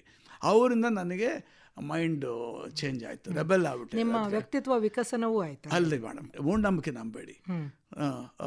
ಅವರು ಅದನ್ನ ನನಗೆ ಪರೀಕ್ಷಿಸಿ ಪರಾಂಬರಿಸಿ ಆಮೇಲೆ ನಂಬಬೇಕು ಅಂತ ಹೇಳ್ತಾರೆ. ಆದ್ರೆ ಹೇಳ್ತಾರೆ, ಯಾರೋ ಪವಾಡ ಮಾಡ್ತೀನಿ ಬಂದರು, ಸರಿ ಬನ್ನಿ ಹಂಗಾರೆ ಇದು ನಮ್ಮ ಶರಾವತಿ ಇದು ಪವರ್ ಜನರೇಷನ್ ಇದೆ ಅಲ್ಲಿ ಕೈ ಹಿಡಿ ಅಂದರು. ನೀವು ಯಾವುದನ್ನು ನಂಬೋ ಮೊದಲು 10 ಸಲ ಪರೀಕ್ಷೆ ಮಾಡಬೇಕು. ಮಾಡಿ ಇದು ಮೂಢನಂಬಿಕೆ ಇಟ್ಕೋಬೇಡಿ, ನಿಮ್ಮ ಇದು ಸೈಂಟಿಫಿಕ್ ಅಪ್ರೋಚ್ ಅಂತ ಹೇಳ್ತಾರೆ. ಸರಿ, ಈಗ ಪೌಲಾ ರಾಡ್ರಿಗಸ್ ನಿಮ್ಗೆ ಸಿಕ್ಕಿದ್ರು, ನಿಮ್ಮ ಜೀವನ ಸಂಗಾತಿ ಆದ್ರು. ಆ ನಂತರ ವಿದ್ಯಾಭ್ಯಾಸದ ನಂತರ ನೀವು ಏನು ವೃತ್ತಿ ಮಾಡಿದ್ರಿ? ನೋಡಿ ಮೇಡಮ್, ವಿದ್ಯಾಭ್ಯಾಸ ಮಾಡಿದ್ಮೇಲೆ ನನಗೆ ಎಜುಕೇಷನ್ ಇಲ್ಲ, ಅಂಥ ಸ್ಮಾರ್ಟ್ ಇಲ್ಲ ಅಂತಿಲ್ಲ. ಯಾವುದೋ ಕೆಲಸಕ್ಕೆ ಅಂತ ಯಾರನ್ನೋ ಕಾಲು ಹಿಡ್ಕೊಂಡು ಫ್ಯಾಕ್ಟ್ರಿ ಇನ್ಸ್ಪೆಕ್ಟರ್ ಇದ್ದರು, ರಘುರಾಮನ್. ಅವರು ನನಗೆ ಪಾಪ ಎಷ್ಟು ಕಷ್ಟ ಬಿದ್ದು ಪೀಣ್ಯದಲ್ಲಿ ಕೆಲಸ ಕೊಟ್ಟರು ನನಗೆ. ಅಲ್ಲಿ ನಾನು ಇದ್ದಿದ್ದು ಬನಶಂಕರಿಲಿ, ಊರಾಚೆ, ತುಂಬ ದೂರ. ಆ ಕಾಲಕ್ಕೆ ತುಂಬ ದೂರ. ಅವಾಗ 3 ಬಸ್ ಹಿಡ್ಕೊಂಡು ಹೋಗ್ತಾ ಇದ್ದೆ. 3 ಬೆಳಗ್ಗೆ 5:15 ಎದ್ದು ಸ್ವಲ್ಪ ಡಂಬಲ್ಸ್ ಎತ್ತಿ ರಾತ್ರಿ ಇದ್ದಿದ್ದು ಅನ್ನನ ಪ್ಯಾಕ್ ಮಾಡಿಕೊಂಡು ಅದನ್ನು ಮಾಡಿಕೊಂಡು, ನೋಡಿ ಎಷ್ಟು ಫ್ರೆಂಡ್ಶಿಪ್ ಅಂದರೆ, ಮಾಡ್ಕೊಂಡು 3 ಬಸ್ಸು ದಾಟ್ಕೊಂಡು ಹೋಗ್ತಾಯಿದ್ದೆ. 175 ರೂಪಾಯಿ ನನ್ನ ಸಂಬಳ. ಆಯಿತಾ. ಅಲ್ಲಿ ಫಸ್ಟ್ ಬನಶಂಕರಿಯಿಂದ ಸಿಟಿ ಮಾರ್ಕೆಟ್ ಒಬ್ಬ ಲೇಡಿ ಅಲ್ಲಿ ಇದು ಬಾಳೆಹಣ್ಣು ಮಾರ್ತಾಯಿರ್ತಾರೆ ಬೆಳಗ್ಗೆ 5-6 ಗಂಟೆಗೆ. 3 ಪೈಸಕ್ಕೆ ಆ ಅಮ್ಮ ನನ್ನ ಕಂಡ್ರೆ ಕರುಣೆ ಕೊಡ್ತಾಳೆ 3 ರೂಪಾಯಿ. ಅವ ಒಂದ್ಸಲ 3 ಪೈಸೆನೂ ಇರ್ತಾ ಇರಲಿಲ್ಲ. ನೆಕ್ಸ್ಟ್ ಡೇ ಕೊಡ್ತೀನಿ ಅಂತಂದೆ. 2 ತೊಗೋತಾ ಇದ್ದೆ. ಒಂದು ನನಗೆ, ಇನ್ನೊಂದು ನಾನು ಬರೀ ಅನ್ನ ತೊಗೊಂಡೋಗ್ತಾಯಿದ್ದೆ. ರಾತ್ರಿದು ಇದಕ್ಕೆ ಹೋಗ್ತಾಯಿದ್ದೆ, ಪೀಣ್ಯಲ್ಲಿ ಸಿಸ್ಟಮ್ಸ್ ಮ್ಯಾನುಫ್ಯಾಕ್ಚರಿಂಗ್ ಅಂತ ಹೋಗ್ತಾಯಿದ್ದೆ. ಅದು ನನ್ನ ಜೊತೆ ಮರ್ವಿನ್ ಡಿಸೋಜಾ ಅಂತ, ಮಂಗಳೂರು, ತಿರ್ಗಾ ಮಂಗಳೂರು ನೋಡ್ರಿ, ಮರ್ವಿನ್ ಡಿಸೋಜಾ. ಅವನೇನು ಮಾಡ್ತಾಯಿದ್ದ, ಅವನು ಅಡುಗೆ ಮಾಡಿದ್ದು ಸಂಡೇ ಅವ್ನು ಮಾಡ್ಕೊಂಡ್ಬಿಡ್ತಾ ಇದ್ದ. ಸಾಂಬಾರು ಅದು ಇದು ಚಿಕನ್ ಕರಿ ಏನೋ ಮಾಡ್ಕೊತಾ ಇದ್ದ. ಅದು ನಾನು ತರ್ತಾ ಇದ್ದ. ಇಬ್ಬರು ಹಂಚ್ಕೊಂಡು ಅದನ್ನು ಊಟ ಮಾಡ್ತಾಯಿದ್ದೆ. ಇಬ್ಬರು ಸೇರಿದ್ರೆ ಊಟ. ಆಯಿತಾ. ಇವಾಗ ಅವನು ಕ್ಯಾಲಿಫೋರ್ನಿಯಲ್ಲಿ is a big man, very nice man. ಇವತ್ತು ನಮ್ಮ ಫ್ರೆಂಡ್ಶಿಪ್. ಅಂದ್ರೆ ಈಗ ನೀವು ಎಲ್ಲಾ ಮೃಷ್ಟಾನ್ನ ಭೋಜನ ತಿನ್ನುವ ಹಂತದಲ್ಲಿದ್ದೀರಿ ಇಬ್ರು ಕೂಡ. ಬೇಡ ಇವಾಗ. ಸರಿ, ಎಷ್ಟು ವರ್ಷ ಅಲ್ಲಿ ಕೆಲಸ ಮಾಡಿದ್ರಿ? ಅಲ್ಲಿ 2 ವರ್ಷನೋ ಏನೋ ಅಂತಾಯ್ತು. ಅದಾದಮೇಲೆ ನನಗೆ ಐ ಥಿಂಕ್ ದಟ್ ಅದೇನೋ ಅಂತಾರೆ, ಕೀಡ ಅಂತಾರಲ್ಲ, ಅದು ಬಿಸ್ನೆಸ್ ಕೀಡ ಅಂತ ಕಾಣುತ್ತೆ. ನಮ್ಮನ್ನ ಇಟ್ಕೊಂಡು, ರವಿ ನಾವು ಕ್ರಿಯೇಟಿವ್ ಜನ ಅಲ್ವಾ, ಪ್ರಿಂಟಿಂಗ್ ಪ್ರೆಸ್ ಮಾಡು, ಅವನ್ನೆಲ್ಲ ಸ್ವಲ್ಪ ಇಮ್ಯಾಜಿನೇಷನ್ ಜಾಸ್ತಿ. ಅಷ್ಟಕ್ಕೆ ನಾನು ಕಶ್ಯಪ ಅಂದ್ಬಿಟ್ಟ, ವಿಷನರಿ, ಸರಿ ಮಾಡ್ಬಿಡು ಅಂತ. ಅಂದ್ರೆ ಸ್ವಂತಕ್ಕೆ ಏನಾದ್ರು ಮಾಡೋಣ, ಮಾಡಿ ಇನ್ನೊಬ್ಬರ ಕೈ ಕೆಳಗೆ ಎಷ್ಟು ಕಾಲ ಕೆಲಸ ಮಾಡೋದು ಅಂತ ಸ್ವಂತಕ್ಕೆ ಮಾಡಿ ಅಂತ ಡಿಸೈನ್ ಮಾಡಿ ಬಂದರೆ ವಿಸಿಟಿಂಗ್ ಕಾರ್ಡ್ ಡಿಸೈನ್ ಅಂತೆ. ನೋಡಿ ಹೆಂಗೆ ನನಗೆ, ನೋಡಿ ಮೇಡಮ್, ಯಾವಾಗಲೂ ಹೇಳ್ತಾ ಇರ್ತೀನಿ, ಯಂಗ್ಸ್ಟರ್ಸ್ಗೆ ಹೇಳ್ತಾ ಇರ್ತೀನಿ, ಅವಕಾಶ ಎಲ್ಲರಿಗೂ ಸಿಗುತ್ತೆ. ಕೆಲವ್ರಿಗೆ ಅವಕಾಶ ತಗೋತಾರೆ, ಕೆಲವು ಅವಕಾಶ ಬಂತ ನಂಗೆ ಗೊತ್ತೇ ಇಲ್ಲ, ನಾನು ಹಣೆ ಬರ ಅಂತಾರೆ. ಹಣೆ ಬರ ಅಲ್ಲ ಇದು, ಅವಕಾಶ. ಮತ್ತು ನೀವು ಹೇಳಿದ್ರೆ ಕೃಷಿ ಮಾಡಬೇಕಾಗ್ತದೆ. ನಾನು ಆ ವಿಸಿಟಿಂಗ್ ಕಾರ್ಡ್ನು ಎಲ್ಲರ ಹತ್ರ ಹೋಗ್ತದೆ. ಪ್ರಕಾಶ್ ರೋಡ್ ಲೈನ್ಸ್ ಅಂತೆ, ಅಲ್ಲಿ ಬರುಕಾ ಸ್ಟೀಲ್ಸ್ ಅಂತೆ, ಅವ್ರ ಹತ್ರ ಹೋಗೋದು, ಮೇಡಮ್ ನಾವು ಮಾಡ್ಕೊಡ್ತೀವಿ ಅಂತ. ನಾವು ಈ ಥರ ಡಿಸೈನ್ ಮಾಡ್ಕೊಡ್ತೀವಿ. ಹಾಗೆಲ್ಲ ಬಹುಶಃ ವಿಸಿಟಿಂಗ್ ಕಾರ್ಡ್ ಮಾಡಿಸ್ಕೊಳ್ಳೋದೇ ಒಂದು ಫ್ಯಾಷನ್ ಥರ ಆಗಿತ್ತು. Fashion madam. ಅವಾಗ ಇನ್ನೂ ಸ್ಕ್ರೀನ್ ಪ್ರಿಂಟಿಂಗ್ ಅಂತ ಮಾಡಿ, ಬರೀ ಪ್ರಿಂಟಿಂಗ್ ಅಲ್ಲ, ಸ್ಕ್ರೀನ್ ಪ್ರಿಂಟಿಂಗ್ ಮಾಡಿ ಡಿಸೈನ್ ಮಾಡ್ಕೊಡ್ತಾರೆ. ಆಗ ಹೊಸ ತಾಂತ್ರಿಕತೆ ಇದೆ. ಇವಾಗ ನೋಡಿ ಅದು ಎಷ್ಟು ಮುದ್ದಾಗಿದೆ ಅಂದರೆ, ಎಲ್ಲರೂ ನನ್ನ ಕಂಡ್ರೆ ಇಷ್ಟ ಆಯಿತು. ತಲೆ ಕೆರ್ಕೊಂಡು ನಿಂತ್ಕೋತಾ ಇದ್ದೆ. ಸರ್ ನನಗೇನು ಸಂಬಳ ಕೊಡೋಕೆ ದುಡ್ಡಿಲ್ಲ ಸರ್, ಮನೆಗೆಲ್ಲ ಸ್ವಲ್ಪ ಆರ್ಡ್ರ್ ಕೊಡಿ ಅಂತ ತೊಗೊಂಬರ್ತಾ ಇದ್ದೆ. ಅವದೇ ಅವ್ರಿಗೆ ಹಿಡಿಸ್ತು. ತಂದೆ ತಬ್ಬಲಿ ಅಂತ. ಆದರೆ ನನ್ನ ಮಕ್ಕದಲ್ಲಿ ಕಾಣಿಸ್ತಾ, ನಾನು ಹೇಳ್ತಾ ಇರಲಿಲ್ಲ ಅವ್ರಿಗೆ. ಅಂದರೆ ಎಲ್ಲ ಮನುಷ್ಯರಲ್ಲೂ ಮನುಷ್ಯತ್ವ ಇರುತ್ತೆ, ಅದನ್ನು ಅದು ತೆಗಿಬೇಕು ನಾವು. ಅದನ್ನು ತೆಗಿಬೇಕಾದ್ರೆ ನೀವು should be very sincere in approach. ಮಖದಲ್ಲಿ ಕಾಣುತ್ತೆ, ನೀವು ಎಷ್ಟೇ ನಾಟಕ ಆಡಿದ್ರು ಕೂಡ ಸಿನ್ಸಿಯಾರಿಟಿ. ಕೂತ್ಕೊಂಡು ಅಯ್ಯೋ ಪಾಪ ಅನಿಸಿ ಆರ್ಡರ್ ಕೊಡ್ತಾಯಿದ್ರು, ಅದು ಚೆನ್ನಾಗಿ ತಗೊಂಡು ಮಾಡ್ತಾಯಿದ್ದೆ. ಅವರೆಲ್ಲ ಇದ್ರಲ್ಲ, those people whom I made visiting cards, they became my what is that supporters and encourages. ನಾಳೆ ಬೆಳೀತಾ they are the people who stood by me. Because visiting card ಮಾಡಿಸ್ಕೊಳ್ಳೋರು ದೇ ಆರ್ ಸಂಬಡಿ. ಹೌದು, ಬಿ ಸಿನ್ಸಿಯರ್, ಬಿ ಆನೆಸ್ಟ್. ಎಲ್ಲದರಲ್ಲೂ ಇರುವ ಒಳ್ಳೆತನವನ್ನ, positive side ಅನ್ನು ನೋಡ್ತಾ ಇರ್ತಾರೆ. ಹಾಗೆ ನೀವು ಒಂದು ರೀತಿ ಉದ್ಯಮಿಯಾಗಿ ಬಿಟ್ರಿ. ಮೇಡಮ್, ನನಗೆ ಮನಸ್ಸಾಗಿದ್ದು ಅಂದರೆ ಮೇಡಮ್, ಇವತ್ತಿಗೆ ನನಗೆ ಯಾವ ಉದ್ಯಮಕ್ಕೂ ಹೋಗ್ಬೋದು. ಇವಾಗ ನನ್ನ ಪರಿಸ್ಥಿತಿ ಆಗಿದೆ. ಅದರಿಂದ ನನಗೆ ನೋಡಿ, ಇವಾಗ ಜಾರ್ಖಂಡು, ನಮ್ಮ ವೆಸ್ಟ್ ಬೆಂಗಾಲು, ಆಮೇಲೆ ಬಿಹಾರ್, ಅಲ್ಲಿ ಮಧ್ಯ ಅಲ್ಲೆಲ್ಲ ಮೀನು ತಿನ್ನೋ ಜನ, ಅಲ್ಲಿ ಮೀನು ಹಿಡಿಯೋರು ಇರ್ತಾರ. ಅದಕ್ಕೇನಂತೆ ಬೆಸ್ತರು ಮೇಡಮ್. ಬೆಸ್ತರು are always taken for exploited. ಅವ್ರಿಗೇನು ಗೊತ್ತಿಲ್ಲ ಪಾಪ, ಅವ್ರಿಗೆ ಮಗವೀರರು ಅಂತಾರೆ, ಮುಗ್ಧರು. ಯಾಕಂದರೆ ಸಮುದ್ರಕ್ಕೆ ಹೋಗ್ಬಿಡ್ತಾರೆ. ಬಂದಾಗ ಮಿಡಲ್ ಮ್ಯಾನ್ ಬರ್ತಾರೆ, ಅವ್ರನ್ನ ಆಟ ಆಡಿಸ್ತಾರೆ. ಸುಮಾರಾಗಿ ಮಧ್ಯವರ್ತಿಗಳು ಎಲ್ಲ ಕ್ಷೇತ್ರಗಳಲ್ಲೂ ಇರ್ತಾರೆ. ಆದರೆ ಸ್ವಲ್ಪ ಈ ಬುಡಕಟ್ಟು ಸಮುದಾಯದವರು ಮತ್ತೆ ಕಡಿಮೆ ಸಾಮಾಜಿಕವಾಗಿ ಕಡಿಮೆ ಆದಾಯ, ಶಿಕ್ಷಣ ಎಲ್ಲ ವಂಚಿತರು, ಇವರನ್ನೆಲ್ಲ ಶೋಷಣೆ ಮಾಡೋದು ಜಾಸ್ತಿ, ಎಕ್ಸ್ಪ್ಲಾಯ್ಟೇಷನ್. ಅದರಲ್ಲಿ ಮಗವೀರರು ಯಾರು ಬೆಸ್ತರಿದಲ್ಲ, ಅವರು ಅಟ್ಲೀಸ್ಟ್ ಬೇರೆಯವ್ರು ಬುಡಕಟ್ಟಿನವರು ಇದು ಭೂಮಿ ಮೇಲೆ ಇರ್ತಾರೆ, ಕನೆಕ್ಷನ್ ಇರ್ತದೆ. ಇವರು ಸಾಗರಕ್ಕೆ ಜಾಸ್ತಿ ಹೋಗ್ತಾರೆ, ಅವ್ರಿಗೆ ಪರಿಚಯವೂ ಇಲ್ಲ, ಇಲ್ಲಿ ಜನರ ಜೊತೆ ಒಡನಾಟವೂ ಕಡಿಮೆ ಇರುತ್ತೆ. ಹೌದು ಮೇಡಮ್, ಅವರ ಕೆಲಸ ಮಾತ್ರ ಮಾಡ್ತಾರೆ, ಆದ್ರೆ ಅವರ ದುಡಿಮೆಯ ಬಹುಪಾಲನ್ನು ಬೇರೆಯವರು ಕಬಳಿಸ್ತಾರೆ, ಎಲ್ಲ ತಿರ್ಸ್ತಾರೆ. ಅವ್ರನ್ನ ತಡಿಬೇಕು ಅಂದ್ಬಿಟ್ಟು ಒಂದು ಗ್ರೂಪ್ ಮಾಡಿ, ಎಜುಕೇಟೆಡ್ ಯೂತ್ ಯಂಗ್ಸ್ಟರ್ಸ್ ಇದ್ದಾರೆ, ಅವರು ಮಾಡಿ ಒಂದು ಫಿಶ್ ಮಾಂಗರ್ಸ್ ಅಂತ ಒಂದು ಟೆಕ್ನಾಲಜಿ ಮಾಡಿದ್ವಿ. ಅಲ್ಲಿ ಬ್ಲೂ ಬಾಕ್ಸ್ ಅಂತ ಅದನ್ನೇನಂದರೆ, ನಾನು ಆ ಕಡೆ ಎಲ್ಲ ಬಿಹಾರಲ್ಲಿ, ಇದು ವೆಸ್ಟ್ ಬೆಂಗಾಲೆಲ್ಲ ಕಾಟ್ಲಾ, ಇದು ಸಿಹಿ ನೀರು ಮೀನು ಇದೆಲ್ಲ ಅಲ್ಲಿ ಅಲ್ಲಿ ಇದು ಈ ಸಮುದ್ರ ಮೀನು ತಿನ್ನಲ್ಲ ಅವರು, ಅದು ಫೇಮಸ್ ಅವ್ರಿಗೆ.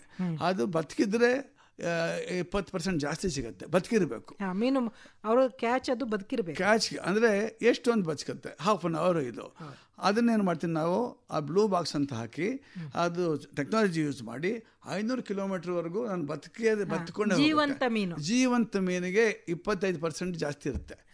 ಅದನ್ನು ತಗೊಂಡು ಇವರಿಗೆ ಮೀನು ಮರಿ ಕೊಟ್ಟು, ಇವರಿಗೆ ನೋಡಪ್ಪ ಅಲ್ಲಿ ಹಿಡಿಬೇಡಿ, ನಿಮಗೆ ಟ್ಯಾಂಕ್ಗಳು ಮಾಡಿ ಅಂತ ಹೇಳಿ ಅವ್ರ ಎಜುಕೇಷನ್ ಮಾಡಿ, ಅವ್ರಿಗೆ ಜಾಸ್ತಿ ಅಡ್ವಾನ್ಸ್ ಕೊಟ್ಟು, ಮೀನು ಮರಿ ಕೊಟ್ಟು, ಎಜುಕೇಷನ್ ಮಾಡಿ ಅವ್ರಿಗೆ ಕೊಟ್ಟು, ಅದನ್ನು ಗ್ರೂಪ್ ಮಾಡಿ, ಇವಾಗ ದಟ್ ಈಸ್ ಫಿಶ್ ಮಾಂಗರ್ಸ್ ಅಂತ.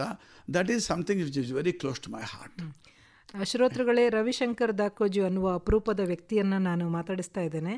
ಅವರು ಉದ್ಯಮಿಯಾಗಿ ಸಣ್ಣ ಸಣ್ಣ ಹೆಜ್ಜೆಗಳನ್ನು ಇಡ್ತಾ ಇವತ್ತು ಸಾಮಾಜಿಕವಾಗಿ, ಆರ್ಥಿಕವಾಗಿ ಒಳ್ಳೆಯ ಸ್ಥಿತಿ ತಲುಪಿದ್ದಾರೆ.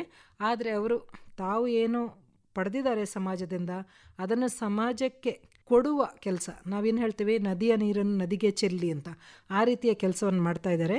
ಅವರ ಸಾಮಾಜಿಕ ದೃಷ್ಟಿಕೋನದ ಒಂದು ಸಣ್ಣ ಝಲಕ್ ನಮಗೆ ಸಿಕ್ಕಿತ್ತು. ರವಿಶಂಕರ್ ಅವ್ರ ಜೊತೆ ಮಾತುಕತೆಯನ್ನು ಮುಂದುವರಿಸೋಣ. ರವಿಶಂಕರ್ ಅವರೇ, ಸಣ್ಣ ವಯಸ್ಸಿಗೆ ತಂದೆಯನ್ನು ಕಳ್ಕೊಂಡಿದ್ರಿ ನೀವು. 7 ಮಕ್ಕಳ ದೊಡ್ಡ ಪರಿವಾರದಲ್ಲಿ ನಿಮ್ಮ ತಾಯಿ ಸ್ವಲ್ಪ ಕಷ್ಟದಿಂದಲೇ ನಿಮ್ಮನ್ನು ಬೆಳೆಸಿದ್ರು. ಹೆಚ್ಚೇನು ಆದಾಯ ಇರಲಿಲ್ಲ, ಸ್ವಂತ ಮನೆ ಇರಲಿಲ್ಲ ಅಂತ ಹೇಳಿದ್ರಿ. ಆದರೆ ನಿಮ್ಮ ಕುಟುಂಬದ ಪರಿಶ್ರಮದಿಂದ ನಿಮ್ಗೊಂದು ಸ್ವಲ್ಪ ವಿದ್ಯಾಭ್ಯಾಸವೂ ಸಿಕ್ಕಿತು. ಪದವಿ ಓದ್ತಿದ್ದ ಹಾಗೆ ನಿಮಗೆ ಜೀವನ ಸಂಗಾತಿ ಕೂಡ ಸಿಕ್ಕಿದ್ರು. ಆಮೇಲೆ ನೀವು ಬೇರೆ ಬೇರೆ ರೀತಿಯ ಸಣ್ಣ ಪುಟ್ಟ ಕೆಲಸಗಳನ್ನು ಮಾಡ್ತಾ ಒಂದು ಪ್ರಿಂಟಿಂಗ್ ಪ್ರೆಸ್ ಅನ್ನ ಹಾಕಿ ಒಂದು ಉದ್ಯಮಿ ಅಂತ ಆದ್ರಿ. ಆ ನಂತರ ಬಹಳವಾಗಿ ನೀವು ಬೆಳೆದಿದ್ದೀರಿ. ಸಾಮಾಜಿಕವಾಗಿ ನಿಮ್ಮನ್ನ ಬೆಂಬಲಿಸಿದವರನ್ನು ಕೂಡ ನೆನ್ಸ್ಕೊಳ್ತಾ ನೀವು ಹೇಳಿದ್ರಿ, ಅವರೇ ಬೆಳೆಸಿದ್ದು, ಸಮಾಜನೇ ನಿಮ್ಮನ್ನು ಬೆಳೆಸಿದ್ದು. ಆದ್ರಿಂದ ಸಮಾಜಕ್ಕೆ ನಮ್ದೊಂದು ಋಣ ಅಂತ ಇರುತ್ತೆ, ಅದನ್ನು ತೀರಿಸುವ ಕೆಲಸ ಮಾಡ್ತೀನಿ ಅಂತ ಕೃತಜ್ಞತೆ ಮನುಷ್ಯರಿಗೆ ಇರಬೇಕು ಅಂತ ನೀವು ಹೇಳ್ತೀರಿ ಯಾವಾಗ್ಲೂ, ಅಲ್ವಾ? ಅದು ನಿಮ್ಮ ದೃಷ್ಟಿಕೋನ. ಇಲ್ಲದ ಮನುಷ್ಯ ಅಲ್ಲ. ಶಿಕ್ಷಣ ಕ್ಷೇತ್ರಕ್ಕೆ ನೀವು ಬಹಳ ದಾನಗಳನ್ನು ಕೊಟ್ಟಿದ್ದೀರಿ. ಶಿಥಿಲ ಆದ ಶಾಲೆ ಕಟ್ಟಡ ಕಟ್ಟಿಸ್ಕೊಡೋದು, ಅಥವಾ ಶಾಲೆಯೇ ಇಲ್ಲದೆ ಇದ್ದಲ್ಲಿ ಶಾಲೆಗಳನ್ನು ಮಾಡೋದು. ನೀವು ಫಿಶ್ ಮಾಂಗರ್ಸ್ ಅಂತ ಒಂದು ಘಟನೆ ಹೇಳಿದ್ರಿ. ಒರಿಸ್ಸಾ, ಬಿಹಾರ, ಜಾರ್ಖಂಡ್, ಪಶ್ಚಿಮ ಬಂಗಾಳ ಇಂಥ ರಾಜ್ಯಗಳಲ್ಲಿ ಮೀನುಗಾರ ಸಮುದಾಯದವರು, ಅವರಿಗೆ ಸಹಾಯ ಮಾಡುವ ಒಂದು ಸಂಸ್ಥೆಯನ್ನ ನೀವು ಹುಟ್ಟು ಹಾಕಿ, ಫಿಶ್ ಮಾಂಗರ್ಸ್ ಅಂತ. ಅವರು ಹಿಡಿದ ಮೀನು ತುಂಬಾ ದೂರಕ್ಕೂ ಕೂಡ ಜೀವಂತವಾಗಿ ಮಾರಾಟಕ್ಕೆ ಹೋಗುವ ಹಾಗೆ ನೀವೊಂದು ತಂತ್ರಜ್ಞಾನವನ್ನು ಬಳಸಿ ಅವ್ರಿಗೊಂದು ವ್ಯವಸ್ಥೆಯನ್ನು ಕಲ್ಪಿಸಿಕೊಟ್ಟಿದ್ರಿ. ಇನ್ನೊಂದು ಚೂರು ಈಗ ಹೇಳ್ಬೋದಾ ಅದ್ರ ಬಗ್ಗೆ ಈ ಸಂಚಿಕೆಯಲ್ಲಿ? ಮೇಡಮ್ ಒಂದು ಕರೆಕ್ಷನ್ನು, ನೀವು ಭಾಳ ಕಷ್ಟವಾಗಿ ಬಾಲ್ಯ ನಡೆಸಿರಿ ಅಂತ. ಕಷ್ಟ ಅಲ್ಲ ಅದು. ಇವತ್ತು ನನಗೆ ಯೋಚಿಸ್ಕೊಂಡ್ರೆ ಅದೇ happiest moment are my childhood, which we define it as difficult. It's not difficulty, it is the beauty of learning life. ಬರೀ ಟಿವಿ ನೋಡ್ಕೊಂಡು ಎಲ್ಲ ಕಂಫರ್ಟ್ ಇಟ್ಕೊಂಡು AC ರೂಮಲ್ಲಿ ಕೂತ್ಕೊಂಡು ಇಲ್ಲಿಂದ ಹೋಗೋದು, ಇಂಟರ್ನ್ಯಾಷನಲ್ ಸ್ಕೂಲಲ್ಲಿ ಓದೋದು, ಬರೋದು, ಒಳ್ಳೆ ಸಂಬಳ 4 ಫಿಗರ್ 5 ಫಿಗರ್ ತಗೊಳ್ಳೋದು, ದೊಡ್ಡ ದೊಡ್ಡ ಕಾರ್ ತಗೊಳ್ಳೋದು, ಒಂದಿನ ಪಟಕ್ ಅಂತ ಹೋಗ್ಬಿಡೋದು. That is not life. ಎಷ್ಟು ಋಣ ಬಂತು, ಎಷ್ಟು ಧನ್ಯವಾದ ಮಾಡಬೇಕು. ಅದನ್ನ ನಾವು ತಗೊಂಡು ಎಷ್ಟು ಜನ ಲೈಫ್ ಟಚ್ ಮಾಡಬೇಕು. ದಟ್ ಈಸ್ ಲೈಫ್ ಅನ್ಸುತ್ತೆ, ನಾಟ್ 3 sentences. ಅಂತ ಒಂದು ಒಳ್ಳೆಯ ಜೀವನದ ಪಾಠಗಳನ್ನು ನೀವು ಬಾಲ್ಯದಿಂದಲೇ ಕಲ್ತ್ಕೊಂಡು ಈಗ ಈ ಹಂತಕ್ಕೆ ನೀವು ತಲುಪಿದ್ದೀರಿ. ಹೌದು. ಈಗ ನೀವು ಅಷ್ಟು ದೂರದಲ್ಲಿ ನಮ್ಮ ನಾರ್ತ್ ಈಸ್ಟ್ಗೆ ಮತ್ತೆ ಪಶ್ಚಿಮ ಬಂಗಾಳ, ಬಿಹಾರ, ಒರಿಸ್ಸಾ ಇಲ್ಲೆಲ್ಲ ಇರುವ ಹಿಂದುಳಿದ ಮೀನುಗಾರ ಸಮುದಾಯದವರಿಗೆ ನೀವು ನೆರವು ನೀಡುವ ಒಂದು ಸಂಸ್ಥೆಯನ್ನು ಪ್ರಾರಂಭ ಮಾಡಿದ್ದೀರಿ. ಅದು ಚೆನ್ನಾಗಿ ನಡೀತಾ ಇದೆ, ಬಹಳ ಸಂತೋಷ. ಇಲ್ಲಿ ನಮ್ಮ ಊರಿನಲ್ಲಿ, ನಮ್ಮ ರಾಜ್ಯದಲ್ಲಿ, ಬೆಂಗಳೂರಿನಲ್ಲಿ ಕೂಡ ನೀವು ಶಿಕ್ಷಣ ಕ್ಷೇತ್ರಕ್ಕೆ ನಿಮ್ಮ ಕೊಡುಗೆಗಳನ್ನು ಬಹಳ ಜನ ಹೇಳ್ತಾರೆ. ಶಿಥಿಲವಾದ ಶಾಲೆಗಳಿರ್ಬೋದು, ಶಾಲೆಗಳು ಇಲ್ಲದೆ ಇದ್ದಲ್ಲಿ ಶಾಲೆಗೆ ಕಟ್ಟಡ ಕಟ್ಟಿಸಿಕೊಡೋದು, ಅದ್ರ ಬಗ್ಗೆ ಸ್ವಲ್ಪ. ಕಾಮೇಶ್ ಅಂತ ನಮ್ಮ ತಂದೆ ಹೆಸರು. The philosophy of giving back ಅಂತ ಅದನ್ನ ನಾನು ಶುರು ಮಾಡಿದೆ. 3 ಭಾಗ ಇದೆ ಮೇಡಮ್ ಅದರಲ್ಲಿ. ಒಂದು giving back to mother nature ಅಂತ, ಎನ್ವೈರನ್ಮೆಂಟಲ್ ಮಾಡ್ತಾ ಇದ್ದೀನಲ್ಲ, that is giving back to mother nature. ಇನ್ನೊಂದು ಗಿವಿಂಗ್ ಬ್ಯಾಕ್ ಟು ಕಮ್ಯುನಿಟಿ ಅಂತ ಒಂದಾಯ್ತು. Giving back to the city I was born ಅಂತ ಸ್ಕೂಲ್ ಇದೆ, ವಸಂತ ನಗರ ಅಂತ. 160 ಸ್ಟೂಡೆಂಟ್ಸ್ ಇದ್ರು ಅದರಲ್ಲಿ. ನಾನು ಓದಿದ ಸರ್ಕಾರಿ ಶಾಲೆ ಅಲ್ವಾ, ಅದಕ್ಕೆ ನಾವು ವಾಪಸ್ ಕೊಡ್ಬೇಕಲ್ಲ, ಅದಕ್ಕೆ ಶಿಥಿಲವಾಗಿತ್ತದು. ಏನಿಲ್ಲ, ಒಂಥರ ಲ್ಯಾಬ್ಡೇಟೆಡ್ ಸ್ಟ್ರಕ್ಚರು, ಎಂಥದ್ದು ಇರಲಿಲ್ಲ. ಅದು ನಾನು ನೋಡಿದೆ, ಮಾಡೋಣ ಅಂತಾಯ್ತು. ರೋಟ್ರಿ ಕಡೆಯಿಂದ, ನಾನು ರೋಟ್ರಿ ಪ್ರೆಸಿಡೆಂಟ್ ಆಗಿದ್ದೆ ಅವಾಗ, ರೋಟ್ರಿ ಬೆಂಗಳೂರು ಆರ್ಚಿಡ್ಸ್ ಇಂದ ಮಾಡ್ತೀನಿ ಅಂತ ಹೇಳ್ದೆ ನಾನು. ಅದಕ್ಕೆ ನಮ್ಮ ಆರ್ಕಿಟೆಕ್ಟ್ ವಿಶ್ವನಾಥ್ ಅಂತಿದ್ರು, ಮಾಡೋಣ ಅಂತ ಹೇಳಿದ್ರು. ನಾನು ಹೆಂಗ್ ಮಾಡಬೇಕು ಪ್ರೊಸೀಜರು, ಎಲ್ಲ ಕಡೆ ರೆಡ್ ಟೇಪಿಸಮು. ಶಾಲಿನಿ ರಜನೀಶ್ ಅಂತ ಇವಾಗ ಚೀಫ್ ಸೆಕ್ರೆಟರಿ ಆಗಿದ್ದಾರೆ. She fantastic officer, very good motivator. She was the principal secretary primary and secondary education. ಅಲ್ಲಿ ಹೋದೆ, ಈ ಶಾಲೆ ಇಂಪ್ರೂವ್ ಮಾಡ್ತೀನಿ ಮೇಡಮ್ ಅಂತ ಹೇಳಿದೆ. ಪರ್ಮಿಷನ್ ಅಂತ, ಡೋಂಟ್ ವರಿ, ಪರ್ಮಿಷನ್ಸ್ ಎಲ್ಲ ಒಳ್ಳೆ ಉದ್ದೇಶ ಇದ್ರೆ ಒಳ್ಳೆ ಕೆಲಸ ಆಗತ್ತೆ ಅಂದ್ಬಿಟ್ಟು ನಾನು ಮಾತಾಡ್ತೀನಿ. ಫೋನ್ ತಗೊಂಡು BBMPಗೆ ಮಾಡಿದ್ರು, ಅವ್ರು ಕರೆದ್ರು, ಇವ್ರು ಕರೆದ್ರು. ನನ್ನ ಜೊತೆಲಿ ನಿಂತವರು ಆರ್ಕಿಟೆಕ್ಟ್ ವಿಶ್ವನಾಥ್ ಅಂತ, ರೊಟೇರಿಯನ್, ವೆರಿ ಕಮಿಟೆಡ್ ಮ್ಯಾನ್. ಅವ್ನು ಡಿಸೈನ್ ಮಾಡ್ತೊಂಡ. ಅದು ನೋಡಿ 4.5 ಕೋಟಿ ಹತ್ರ ಅಷ್ಟಿಲ್ಲ. Giving back to the city, ಆ ಒಂದು ಇದರಲ್ಲಿ 1 ಕೋಟಿ ತೆಗೆದಿಟ್ಟಿದ್ದೆ.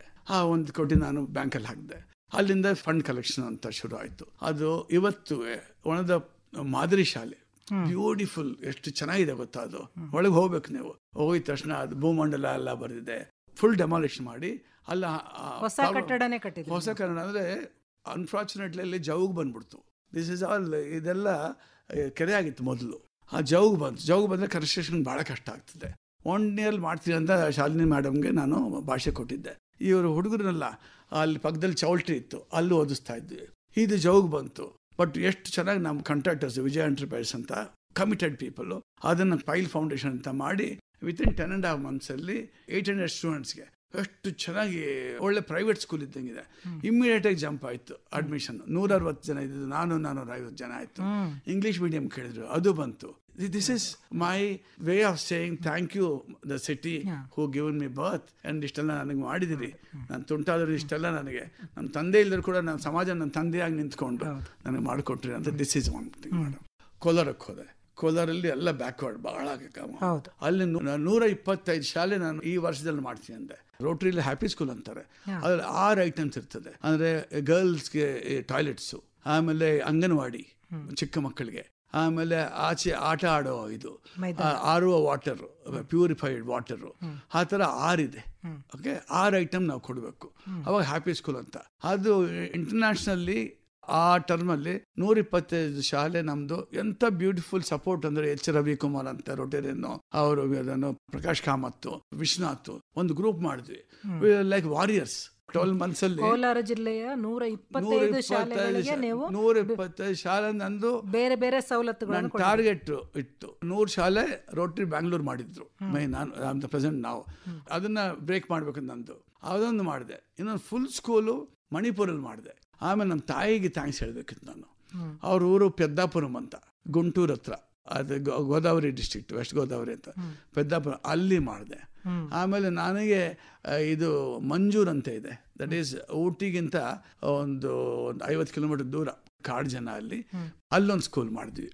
ಸೊ ಈ ಥರ ಮೇಡಮ್ ಅದು ಒಂಥರ ಇನ್ಫೆಕ್ಷನ್ ಬಂದಂಗೆ ಇದೆಲ್ಲ. ಒಂದ್ಸತಿ ಮಾಡಿದ್ರೆ ಅದನ್ನ ಆ ಟೀಮ್ ಆರ್ಚರ್ಡ್ಸ್ ಅವರು ಇವತ್ತು ಕೂಡ ಅದನ್ನ ನಡ್ಸ್ಕೊಂಡು ಹೋಗ್ತಾರೆ. ಇವತ್ತು 132 ಶಾಲೆ ಆಗಿದೆ. Happy school. ನೀವು ಅದಕ್ಕೆ ಒಂದು ಮಾರ್ಗದರ್ಶನ ಅಂದ್ರೆ ಪ್ರಾರಂಭಿಕ ಒಂದು ಹಂತ ನೀವಿದ್ರಿ, ಈಗ ನಿಮ್ಮ ಕೆಲಸಗಳು ಮುಂದುವರಿತಾ ಇವೆ, ಅದನ್ನು ಬೇರೆಯವರು ಅದರಲ್ಲಿ ಸಹವರ್ತಿಗಳು. That is how the evolution should ಎಲ್ಲ ಆಗಬೇಕು ಮೇಡಮ್. ಆಮೇಲೆ ನೀವೊಂದು ಧನ್ಯವಾದ ಅನ್ನುವ ಒಂದು ಕಾರ್ಯಕ್ರಮ ಅಂದ್ರೆ ನೀವು ಹೇಳ್ತೀರಿ ಯಾವಾಗ್ಲೂ ಸಮಾಜಕ್ಕೆ ನಾವು ಯಾವಾಗ್ಲೂ ಕೃತಜ್ಞತೆ ಹೇಳೋದು ಬಹಳ ಕಡಿಮೆ ಅಂತ. ಅದನ್ನ ಮಾಡಬೇಕಾಗಿದೆ, ಪ್ರತಿಯೊಬ್ರು ಕೂಡ ಮಾಡಬೇಕಾಗಿದೆ.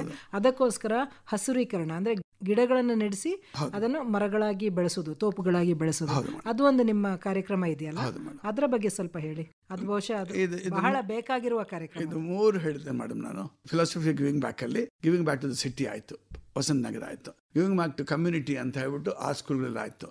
Giving back to mother nature is the closest to my life. Rotary ಭಾಷೆಯಲ್ಲಿ ಹೇಳ್ಬೇಕಾದ್ರೆ ರೋಟರಿ ಇಸ್ ನೋನ್ ಆಸ್ ಯಾವುದು polio eradication. Rotary polio plus ಅಂತ ದೊಡ್ಡ ಕಾರ್ಯಕ್ರಮ, ದೊಡ್ಡ ಇಂಟರ್ನ್ಯಾಷನಲ್ ಕಾರ್ಯಕ್ರಮ ಮೇಡಮ್. ಅಂದ್ರೆ ಪೋಲಿಯೋ ಇವಾಗ ಯಾವ ದೊಡ್ಡ ರಾಷ್ಟ್ರಗಳು ಮಾಡೋಕ್ಕಾಗಲಿಲ್ಲ, ರಷ್ಯಾ ಆಗಿಲ್ಲ, ಅಮೆರಿಕ ಆಗಿಲ್ಲ, ದೊಡ್ಡ ಕಾರ್ಪೊರೇಟ್ಸ್ ಆಗಲಿಲ್ಲ, ಅವ್ರ ಕೈಲಿ ಆಗಲಿಲ್ಲ ಇದು ಪೋಲಿಯೋನ ನಿರ್ಮೂಲನೆ ಮಾಡೋದು.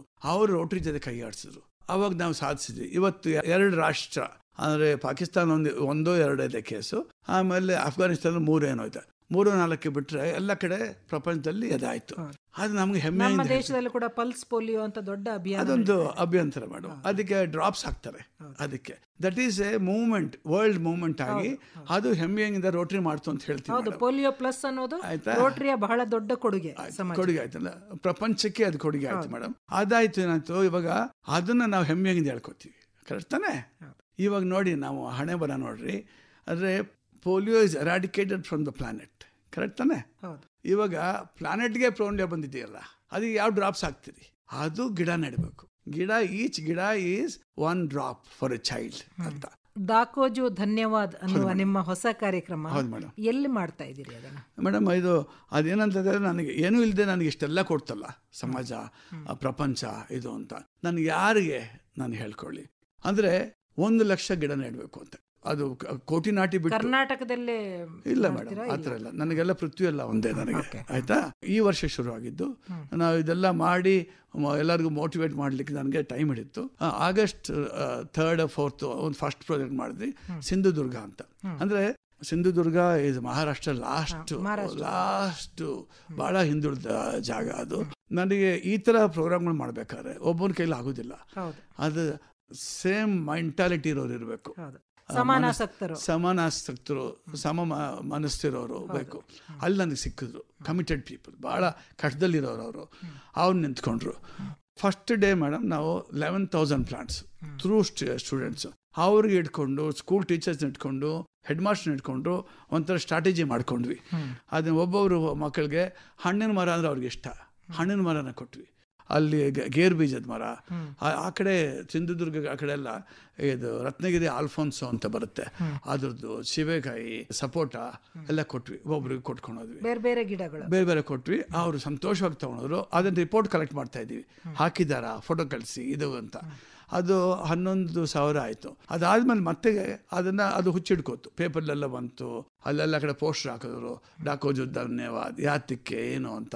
ಇವಾಗ 19,000 ಗಿಡ ನೆಟ್ಟಾಯ್ತು ಫಸ್ಟ್ ಸಿಂಧುದುರ್ಗದಲ್ಲಿ. ಅದಾದ್ಮೇಲೆ ನೋಡಿ ನಾನು ಗೋವಲ್ಲಿ ಮಾಡಿ ಅಂತಂದ್ರೆ ಅವ್ರು ಕೇಳಿಲ್ಲ. ಫಸ್ಟು ಯಾವ ಸಿಂಧುದುರ್ಗದಲ್ಲಿ ಬೆಂಕಿ ಹಚ್ಕೋತೋ ಗೋವಾ ಅವರು ನಾವು ಮಾಡ್ತೀವಿ ಅಂದರು. ಅವರಲ್ಲಿ ಕೂಡ 15,000-16,000 ಗಿಡ ಕೊಟ್ವಿ. ಬಟ್ ನನಗೆ honestly if you asking 50% waste ಆಗಿರ್ಬೋದು. ಬಿಕಾಸ್ ಅದರಲ್ಲಿ ಸ್ಟ್ರಕ್ಚರ್ ಇಲ್ಲ. We didn't go to grass root. ಬಂದರು ಕೊಟ್ವಿ, ಸ್ಕೂಲ್ಗೆ ಕೊಟ್ವಿ. ಆಮೇಲೆ ಗೋವಾ ರೈನ್ ರನ್ ಅಂತ, ಮಾನ್ಸೂನ್ ರೈನ್ ರನ್ ಅಂತ ಅಲ್ಲೆಲ್ಲ ರೈನ್ ರನ್ ಮಾಡಿದವ್ರಿಗೆಲ್ಲ ಕೊಟ್ವಿ. But I am not satisfied. ಅಂದ್ರೆ ಅವರು ನಿಮ್ಮಷ್ಟೇ ಒಂದು ಉತ್ಸಾಹದಿಂದ, ಪ್ಯಾಷನ್ ಇಂದ ಅವರು ಮುಂದುವರೆಸಿ ಗೋವಲ್ ಮಾಡಿಲ್ಲ ಅನ್ಸುತ್ತೆ. ಬಟ್ ಆರಂಭ ಶೂರತ್ವ ಅಂತ ಹೇಳ್ತೀವಲ್ಲ. ಬಟ್ ಇದರಲ್ಲಿ ಸಿಂಧುದುರ್ಗ ಗ್ಯಾರಂಟಿ ಇದೆ, ಫಸ್ಟ್ ಕ್ಲಾಸ್ ಆಗಿದೆ. 95% ನನಗೆ. ಅಂದ್ರೆ ಇದೆಲ್ಲ ಗಿಡಗಳನ್ನು ನೆಡುವ ಕೆಲಸ ಮಳೆಗಾಲದಲ್ಲೇ ಆಗ್ಬೇಕಲ್ಲ? ಹೌದು ಮೇಡಮ್. ಗಿಡಗಳು ಬದುಕಿ ಉಳಿಬೇಕಾದ್ರೆ ಮಳೆಗಾಲ. ಹೌದು ಮೇಡಮ್. ಹಾಗಾದ್ರೆ ಇದು ಮುಂದಿನ ವರ್ಷಗಳಲ್ಲಿ ನೀವು ಒಂದು ಒಳ್ಳೆ ಕೆಲಸ ಮಾಡಿದ್ರು ನೋಡಿ. ನಮ್ಮ Goa CM Sawant homeopathy doctor ನಮ್ಮ ಗೌರೀಶ್ ದೌಂಡ್ ಅಂತ ಇದ್ದಾರೆ, ರೊಟೇರಿಯನ್ನು ಅಪೀಲ್ ಕೊಟ್ಟು ಅವ್ರದ್ದು ಅಪೀಲ್ ಕೊಟ್ಟ ಮೇಲೆ ಗೋವಾ CM ಅಪೀಲ್ ಮೇಲೆ ಬರೆದ್ರು 50% discount on all the plants we buy from the forest department ಅಂತ ಆರ್ಡರ್ ಮಾಡ್ಬಿಟ್ಟು. ಅದು simplicity of governance a good people. ತಗೊಂಡ್ವಿ. ತಿರ್ಗಿ ಅದು ಬೆಂಕಿ ಮಹಾರಾಷ್ಟ್ರದಿಂದ ಶುರು ಆಯಿತು, ನಮ್ಮ ಗೋವಾಗ ಅಂಟ್ಕೋತು. ನಾನು 3170 ಅಂತ ಬರುತ್ತೆ ಅಲ್ಲಿ, ನಮ್ಮ ಬೆಳಗಾವಿ, ಹುಬ್ಳಿ, ಧಾರವಾಡ ಅಲ್ಲೆಲ್ಲ ಬರ್ತದೆ. ಅವ್ರು ನನಗೆ ಡಿಸ್ಟ್ರಿಕ್ಟ್ ಗವರ್ನರ್ ಫೋನ್ ಮಾಡಿದ್ರು, ರೋಟರಿ ಅವ್ರು ಕರೆದ್ರು, ಸರ್ ಬರಬೇಕು ಅಂತ. ಇದ್ರ ಬಗ್ಗೆ ಮಾತಾಡಿ, ಧನ್ಯವಾದ ಬಗ್ಗೆ ಮಾತಾಡಿದ. ಅವ್ರು ಹೇಳಿದ್ರು ನಾವು 1,00,000 ಗಿಡ ನೆಡ್ತೀವಿ ಈ ವರ್ಷದಲ್ಲಿ ಅಂತ. ಧನ್ಯವಾದ. ಅಂದ್ರೆ ಇವಾಗ ಕೋವಿಡ್ ತರ ಅಂಟ್ಕೋತಾ ಇದೆ ಇದು. ಕೋವಿಡ್ ಅಲ್ಲ, ಪ್ರತಿಯೊಬ್ಬರಿಗೂ ನಮಗೆ ಸಮಾಜಕ್ಕೆ ಅಥವಾ ಈ ಪ್ರಕೃತಿಗೆ, ಹೌದು ಮೇಡಮ್, ನಮ್ಮ ಪರಿಸರಕ್ಕೆ ಮಾಡೋದು ನಮ್ಮ ಕರ್ತವ್ಯ ಅನ್ನೋ ಭಾವನೆ ಬಂದಿದೆ. ಕರೆಕ್ಟ್. ಅಂದ್ರೆ ಈಗ ಈ ಗ್ಲೋಬಲ್ ವಾರ್ಮಿಂಗ್, ಹವಾಮಾನ ವೈಪರೀತ್ಯ, ಕ್ಲೈಮೇಟ್ ಚೇಂಜ್, ಹೌದೌದು, ಹವಾಮಾನ ಬದಲಾವಣೆ, ಇದಕ್ಕೆಲ್ಲ ನಾವೇನಾದ್ರೂ ಅದನ್ನ ತಡೀಲಿಕ್ಕೆ ನಾವೇನಾದ್ರೂ ಮಾಡಬೇಕಾಗಿದೆ. ಅದು ಗಿಡಗಳನ್ನು ನಡೆಸೋದು ಸರಿಯಾದ ವಿಧಾನ. ಅದನ್ನೆಲ್ಲ ಕಂಡುಕೊಳ್ತಾ ಇದ್ದೇವೆ ನಾವು. ಕಂಡುಕೊಳ್ಕೊಳ್ತಾ ಇದೀವ ಅಂತ ಗೊತ್ತಿಲ್ಲ, ನಾನಂತೂ ಕಂಡುಕೊಂಡಿದ್ದೀನಿ, ಪ್ರಯತ್ನ ಮಾಡ್ತಾ ಇದ್ದೀನಿ, ಬಟ್ ಅಂಟ್ಕೊತಾ ಇದೆ. ಇನ್ನೊಂದು ಮೇಡಮ್, ಈ ಮಕ್ಕಳಿದಾರಲ್ಲ ಅವ್ರದೇ ಫ್ಯೂಚರ್ ನಾವು ಹಾಳು ಮಾಡಿದೀವಿ. ನಮ್ಮ generation, I always tell public ಎಲ್ಲ ಹೇಳ್ತೀನಿ, ನಮ್ಮ ಜನರೇಷನ್ ಮಾಡಿರೋಷ್ಟು ಅನ್ಯಾಯ ಯಾವ ಜನರೇಷನ್ ಮಾಡಿಲ್ಲ. ಮೊದಲು ಪಂಚತಂತ್ರ ಅಂತ ಬರ್ತಾ ಇತ್ತು, ಜ್ಞಾಪಕ ಇದೆಯಾ? ಪಂಚತಂತ್ರ ಯಾರು ಓದ್ತಾರೆ ಇವತ್ತು? ಪಂಚತಂತ್ರ ಪ್ರಾಣಿಗೆ, ಬೆಟ್ಟಕ್ಕೆ, ಗುಡ್ಡಕ್ಕೆ, ಮರಕ್ಕೆ ಎಲ್ಲ ಜೀವನ ಇದೆ. ಇವತ್ತೆಲ್ಲ ಕಡ್ದು ತಿಂದಿದ್ದೀವಿ ನಾವು, ಆಯ್ತಾ? ಇವಾಗ ನಮ್ಗೆ ಗ್ರೀಡ್ ಡೆಸ್ಟ್ರಾಯ್ಡ್ ಮಾಡಿಬಿಟ್ಟಿದ್ದೀವಿ ಮೇಡಮ್. ಅವ್ರ ಮಕ್ಕಳಿದೆಲ್ಲ, ಅವ್ರ ಫ್ಯೂಚರ್ ಇರೋದೇ ಒಂದೇ ಪೃಥ್ವಿ, ಅವ್ರಿಗೆ ಭಯ ಇದೆ, ಅವ್ರ ಭವಿಷ್ಯ ನಾವು ಹಾಳು ಮಾಡಿದ್ದೀವಿ. ಸೊ ಅದು ಮಾಡಿದ್ದೀವಿ madam. I think this will catch on. I request all the people, either Rotarians and non-Rotarian, ನೀವು ಹೆಂಗೆ ಹಲ್ಲುಜ್ತೀರೋ ಬೆಳಗ್ಗೆ ಎದ್ದಿನ ಯೋಚನೆ ಮಾಡಿದೆ, ನೀವು ವರ್ಷಕ್ಕೆ ಒಂದು ಗಿಡ ನೆಡ್ವಿ ಒಬ್ಬರು. ಸೊ ಅದನ್ನ it should become this is A pleading from me. ಎಷ್ಟೋ ಜನ ಹಿಂದೆ ಕೆಲವರು ಮಾಡಿದ್ದಾರೆ ಬೇರೆ ಬೇರೆ ರೀತಿಯಲ್ಲಿ. ಮಕ್ಕಳ ಹುಟ್ಟು ಹಬ್ಬದ ದಿನ ಒಂದು ಗಿಡ ನೆಡಿ ಅಂತ. ಆಮೇಲೆ ಕೆಲವರು ಆ ಗಿಡಕ್ಕೆ ತಮ್ಮದೇ ಮಗುವಿನ ಹೆಸರನ್ನು ಇಟ್ಟು ಬೆಳೆಸಿದ ಉದಾಹರಣೆಗಳಿವೆ. ಅಲ್ಲಿದೆ ಮೇಡಮ್, ಆ ಕಡೆ ಟ್ರೈಬಲ್ ಏರಿಯಲ್ಲಿ ಇದೆ. ನಾವು ಇವಾಗ ಚಳ್ಳಕೆರೆ ಅಂತ ಕೇಳಿದಿರಲ್ಲ, ಚಿತ್ರದುರ್ಗದಲ್ಲಿ ಬಹಳ ಬರ್ಡು ಅಲ್ಲೊಂದು ಚಳ್ಳಕೆರೆ ಅಂತಿದೆ. 4,500 5,000 ಎಕರೆನ ಮಹಾರಾಜರು ಅಲ್ಲಿ ಟ್ರೈಬಲ್ಸ್ಗೆ ಕೊಟ್ಟಿದ್ರು. ಅದು ಯಾತಕ್ಕೆ ಅಂದರೆ ಅಮೃತ ಮಹಲ್ ಅಂತ ಒಂದು ತಳಿ ಇದೆ, ಹಸು. ಬ್ರಿಟಿಷರ್ಸ್ ಬ್ರಿಟಿಷರ್ಸ್ ಹಾರ್ಸಲ್ಲಿ ಬರ್ತಾಯಿದ್ರು. ನಮ್ಗೆ ಹಾರ್ಸು ಇರಲಿಲ್ಲ, ಎಂಥದ್ದು ಇರಲಿಲ್ಲ. ಅಮೃತ ಮಹಲ್ ಮೇಲೆ, ಅಮೃತ ಮಹಲ್ ತಳಿ ಅಂದರೆ ಅದು ಎಷ್ಟು ನಮಗೆ ಲೋಕಲ್, ಅದು ಬ್ರೀಡು ಎಷ್ಟು ಒಳ್ಳೇದಂದರೆ ಅದು ಹಾಲು ಕೊಡ್ತಾ ಇತ್ತು. ಅಲ್ಲಿ ಸೈನಿಕರಿಗೆ ಅವ್ರಿಗೆಲ್ಲ ಹಾಲು ಕೊಡ್ತಾ ಇತ್ತು. ಆಮೇಲೆ ಅವ್ರದ್ದು ಸರಕು ಸರೋಜಾಮ್ ಎಲ್ಲ ಹೋಗ್ಬೇಕಿತ್ತಲ್ಲ, ಅದು ಎತ್ಕೊಂಡು ಹೋಗ್ತಾ ಇತ್ತು. ಆಮೇಲೆ ಉಳ್ತಾ ಇತ್ತು. ಆಮೇಲೆ ಕಾಡಲ್ಲಿ ಹೋಗೋದು ಅಭ್ಯಾಸ ಇದೆ. ಬ್ರಿಟಿಷರ್ ಹಾರ್ಸಸ್ಸು ಬರೀ ಹೈವೇಲಿ MG ರೋಡೇ ಬೇಕು ನನಗೆ, JC ರೋಡೇ ಬೇಕು ಅಂತ ಇತ್ತು. ಇದೆಲ್ಲ ಗುಡ್ ಕಡೆಲ್ಲ ಹೋಗ್ತಾ ಇರಲಿಲ್ಲ. ಅದನ್ನು ಉಳಿಸಿ ಅಂತ ಕೊಟ್ಟರು. ನಮ್ಮೇನು ಮಾಡಿದ್ರು, 5,000 ಎಕರೆ ಕೊಟ್ಟಿದ್ದಕ್ಕೆ ನಮ್ಮ ಟ್ರೈಬಲ್ ಪಾಪ ಅವ್ರಿಗೆ ಇನ್ನೋಸೆನ್ಸು, ಮರ ಗಿಡ ಎಲ್ಲ ಕಟ್ಕೊಂಡು ಮಾರ್ಕೊಂಡು ಎಲ್ಲ ಅಡುಗೆ ಮಾಡಿಕೊಂಡು ಎಲ್ಲ ಬರ್ಡ್ ಮಾಡಿಬಿಟ್ರು. ಇದೇನು ಆಗಲ್ಲ ಅಂದ್ಬಿಟ್ಟು ಸರ್ಕಾರ ಏನು ಮಾಡ್ತು, ಟಾಟಾ ಅಟಾಮಿಕ್ ಅವ್ರಿಗೆ ಸ್ವಲ್ಪ ಕೊಟ್ಬಿಡ್ತು, ಇನ್ನು ಇಂಡಿಯನ್ ಇನ್ಸ್ಟಿಟ್ಯೂಟ್ ಆಫ್ ಸೈನ್ಸ್ಗೆ ಅವ್ರಿಗೆ ಕೊಟ್ಬಿಡ್ತು, ರಿಸರ್ಚ್ ಅದಕ್ಕೆ ಕೊಟ್ಬಿಡ್ತು. ಇನ್ನು ಮಿಕ್ಕಿದ 1,500 ಅಂತ ಅಷ್ಟೇ ಉಳ್ಕೊತು. ಅವಾಗ ಜಸ್ಟಿಸ್ ಸಲ್ದಾನ ಅಂತ ಕೇಳಿದ್ದೀರ ನೀವು. he was a judge, he was justice with a activist mind. ಆಯ್ತಾ? ಅವರು ಇಟ್ಕೊಂಡು ಮಹಾರಾಜರು ಕೊಟ್ಟಿದ್ದು ಇವ್ರಿಗೋಸ್ಕರ ಅಮೃತ ಮಹಲ್ಗೆ ಇದು ಮಾಡಿ ಅಂತ. ನಿಮಗೆ ಯಾರು ಹಕ್ಕು ಕೊಟ್ಟಿದ್ದು ಕೊಡೋಕ್ಕೆ? ಅದನ್ನು ವಾಪಸ್ ಕೊಡಬೇಕಾಗತ್ತೆ. 1,500 ಎಕರೆ ಮುಟ್ಟಬಾರ್ದು ನೀವು ಅಂತ ದೀನಾ ಭಗತ್ ಸೇವಾ ಟ್ರಸ್ಟ್ ಅಂತ ಮಾಡಿ ಅವ್ರಿಗೆ ನೀವು ಮಾಡ್ಕೊಳ್ಳಿ ಅಂತ. ಪಾಪ ಅವ್ರಿಗೆ ಅಷ್ಟು ಸಾಕಷ್ಟು ಶಕ್ತಿ ಇರಲಿಲ್ಲ. ಅವ್ರು ನನ್ನ ಹತ್ರ ಬಂದರು, through art of living Ravishankar ಕಡೆಯಿಂದ ಬಂದರು. ಏನು ದೇರ್ ಆಲ್ ಗುಡ್ ಪೀಪಲ್. ನಾವು ಕೋಲಾರಲ್ಲಿ ಕೂಡ ಒಂದು ಮಾಡಿದ್ವಿ, ಕೈವಾರದಲ್ಲಿ ಒಂದು ನದಿನ ಉದ್ಭವ ಮಾಡಿದ್ದೀವಿ. ಯಾವುದನ್ನು ನಮ್ಮ ಪಾದಾರ್ ನದಿನ ಉದ್ಭವ ಮಾಡಿದ್ದೀವಿ, ಕಲ್ಯಾಣಿ ಕಟ್ಟಿ. ಇವತ್ತು ನಾವು ಆಲ್ಮೋಸ್ಟ್ 500 ಎಕರೆ ಮಾಡಿಬಿಟ್ಟಿದ್ವಿ. ಆಲ್ಮೋಸ್ಟ್ ಎಷ್ಟು ನಾವು ಅಟ್ಲೀಸ್ಟ್ ಒಂದು 1,500 ಎಕರೆಯಲ್ಲೇ we have to plant about 2-3 lakhs plants ಮಾಡಿದ್ವಿ. ಎಲ್ಲ ಪ್ಲಾಂಟೇಷನ್ ಮಾಡಿದ್ದೀವಿ, ಇದನ್ನು ಮಾಡಿದ್ದೀವಿ. That's a big project. Next 2 yearsಲ್ಲಿ I am become district governor ಆಗಬೇಕಾದ್ರೆ ಅದ್ರ ಉದಾಹರಣೆ ಆಗುತ್ತೆ. ಆ ಪಶ್ಚಾತ್ತಾಪವಾಗಿ 100 ಗಿಡ ಹಾಕಿದೆ. ನನ್ನ ಪಾರ್ಟ್ನರ್ ಹರಿ ಅಂತ, BSN ಹರಿ ಅಂತ, ಅವ್ರ ಮಗನಿಗೆ 40 ವರ್ಷ ಆಯಿತು. 40 years ಸೆಲೆಬ್ರೇಷನ್ ಅಂತ ಪಾರ್ಟಿ ಮಾಡ್ದ ಅವನು. ಅದಕ್ಕೆ 40 ಗಿಡ ಹಾಕಿದೆ ಅಲ್ಲಿ. ಆಮೇಲೆ ಇನ್ಯಾರೋ ಮದುವೆಗೆ ಹೋದ, ಶಗುನ್ ಅಂತ, the big tea estate people. ಮಗಳಿಗೆ ಅವ್ರು ದೊಡ್ಡ 20 ಕೋಟಿ ಖರ್ಚು ಮಾಡಿದ್ದಾರೆ ಮದುವೆಗೆ. ನನಗೆ ಅವ್ರಿಗೇನು ಗಿಫ್ಟ್ ಕೊಡಲಿ ನಾನು ಅಂತ, ನನಗೆ ಗಿಫ್ಟ್ ಕೊಡೋಲ್ಲ. ನಿನ್ನ ಹೆಸರಲ್ಲಿ 100 ಗಿಡ ಹಾಕ್ತೀನಿ, 1 ಎಕರೆಯಲ್ಲಿ ಗಿಡ ಹಾಕ್ತೀನಿ ಅಂತ ಹಾಕ್ದೆ. ಆ ಥರ ಎನಿ ಪಾಸಿಬಲ್ ಯಾವುದೇ ಒಂದು ಸಂದರ್ಭವನ್ನು ಅಲ್ಲಿ ಆಚರಿಸೋದು, ನೀವು ಗಿಡಗಳನ್ನ ನಡೆಸುವ ಮೂಲಕ ನೀವು ಚಳ್ಳಕೆರೆ ಮಾಡಿ madam. This is something which is very satisfying. ಹೌದು, ನೀವು ಈಗ ಕೊಡುವ ಈ ಸಣ್ಣ ಸಣ್ಣ ಕೊಡುಗೆಗಳು, ಯಾರೋ 40 ವರ್ಷದ ಹುಟ್ಟುಹಬ್ಬ ಆಚರಿಸಿದವರಿಗಾಗಿ 40 ಗಿಡಗಳು, ಯಾರ್ದೋ ಹೆಣ್ಮಗಳದ್ದು ಮದುವೆ ಆಯಿತು, ಆ ನೆವದಲ್ಲಿ ಒಂದಷ್ಟು ಗಿಡಗಳನ್ನು ಬೆಳೆಸ್ತೀರಿ. ಇದೆಲ್ಲ ಮುಂದೆ ನಮ್ಮ ಪರಿಸರಕ್ಕೆ, ಪ್ರಕೃತಿಗೆ ನೀವು ಕೊಡುವ ದೊಡ್ಡ ಕೊಡುಗೆಗಳು. ಇದು ಅಂಟುಜಾಡಿ ಆಗಬೇಕು. ಹೌದೌದು, ಎಲ್ಲರೂ ಈ ರೀತಿ ಪ್ರಯತ್ನ ಮಾಡಿದ್ರೆ ನಾವು ಜಾಸ್ತಿ, ನಮ್ಮ ಹಸಿರು ಜಾಸ್ತಿ ಇದ್ದಷ್ಟು ಒಳ್ಳೆ ಆಮ್ಲಜನಕ ಬರುತ್ತೆ, ಭೂಮಿ ಮೇಲೆ ತೇವಾಂಶ ಜಾಸ್ತಿ ಆಗುತ್ತೆ, ಆಮೇಲೆ ಪಕ್ಷಿ ಪ್ರಾಣಿಗಳಿಗೆಲ್ಲ ಆವಾಸ ಆಗುತ್ತೆ, ನೀರು ಜಾಸ್ತಿ ಆಗುತ್ತೆ, ಜೀವನ ಎಲ್ಲರ ಜೀವನ ಕೂಡ ಇದರಿಂದ ಇಂಪ್ರೂವ್ ಆಗುತ್ತೆ. ಅಂತ ಒಳ್ಳೆ ಕೆಲಸಗಳನ್ನು ಮಾಡ್ತಾ ಇರುವ ರವಿಶಂಕರ್ ದಾಕೋಜಿ ಅವರ ಜೊತೆ ನಾವು ಬಹಳ ಹೊತ್ತಿಂದ ಮಾತಾಡ್ತಾ ಇದ್ದೇವೆ. ಇದನ್ನೆಲ್ಲ ಕೇಳಿದ ನಮ್ಮ ಶ್ರೋತೃಗಳು ಮುಂದೆ ತಮ್ಮ ಜೀವನದಲ್ಲಿ ಕೂಡ ಈ ರೀತಿ ಸಮಾಜಕ್ಕೆ ಕೊಡುಗೆಗಳನ್ನು ಕೊಡೋದು, ಅಂದರೆ ಸಮಾಜದಿಂದ ನಾವು ಏನು ಪಡೆದಿದ್ದೇವೆ ಆ ಋಣವನ್ನು ತೀರಿಸಿಕೊಳ್ಳುವಂಥ ಒಂದು ಸಣ್ಣ ಸಣ್ಣ ಪ್ರಯತ್ನಗಳನ್ನು ಮಾಡೋಣ ಅಂತ ಹೇಳ್ತಾ, ನೀವು ಈಗ ಸಣ್ಣ ಮಕ್ಕಳಿಗೆ ಅಂದರೆ ಮುಂದಿನ ತಲೆಮಾರಿಗೆ ಆಗುವಷ್ಟು ಸಸ್ಯ ಸಂಪತ್ತನ್ನು ಬೆಳಿತೀರಿ, ಗಿಡ ಮರಗಳನ್ನು ಬೆಳೆಸ್ತೀರಿ, ಶಾಲೆಗಳನ್ನು ಮಾಡಿದ್ದೀರಿ, ನಿಮ್ಮ ಸಾಮಾಜಿಕ ಋಣವನ್ನು ನೀವು ತೀರಿಸುವ ಕೆಲಸವನ್ನು ಮಾಡ್ತಾ ಇದ್ದೀರಿ. ರವಿಶಂಕರ್ ಅವರೇ, ನಿಮ್ಮ ಜೊತೆ ಮಾತಾಡ್ತಾ ಉದಾರತೆ, ನಿಮ್ಮ ದಾನದ ಗುಣ ಮತ್ತು ಸಾಮಾಜಿಕ ಕಳಕಳಿ ಇದೆಲ್ಲ ನಮ್ಮ ಗಮನಕ್ಕೆ ಬಂತು. ನಮ್ಮ ಶ್ರೋತೃಗಳು ಕೂಡ ನಿಮ್ಮ ಮಾತುಗಳಿಂದ ಖಂಡಿತ ಅವರು ಪ್ರೇರಣೆ ಪಡೆದಿರ್ತಾರೆ. ನಮ್ಮ ಎಲ್ಲ ಶ್ರೋತೃಗಳ ಪರವಾಗಿ ನಿಮಗೆ ವಂದನೆಗಳು. ನಮಸ್ಕಾರ. ನಮಸ್ಕಾರ madam, thank you very much.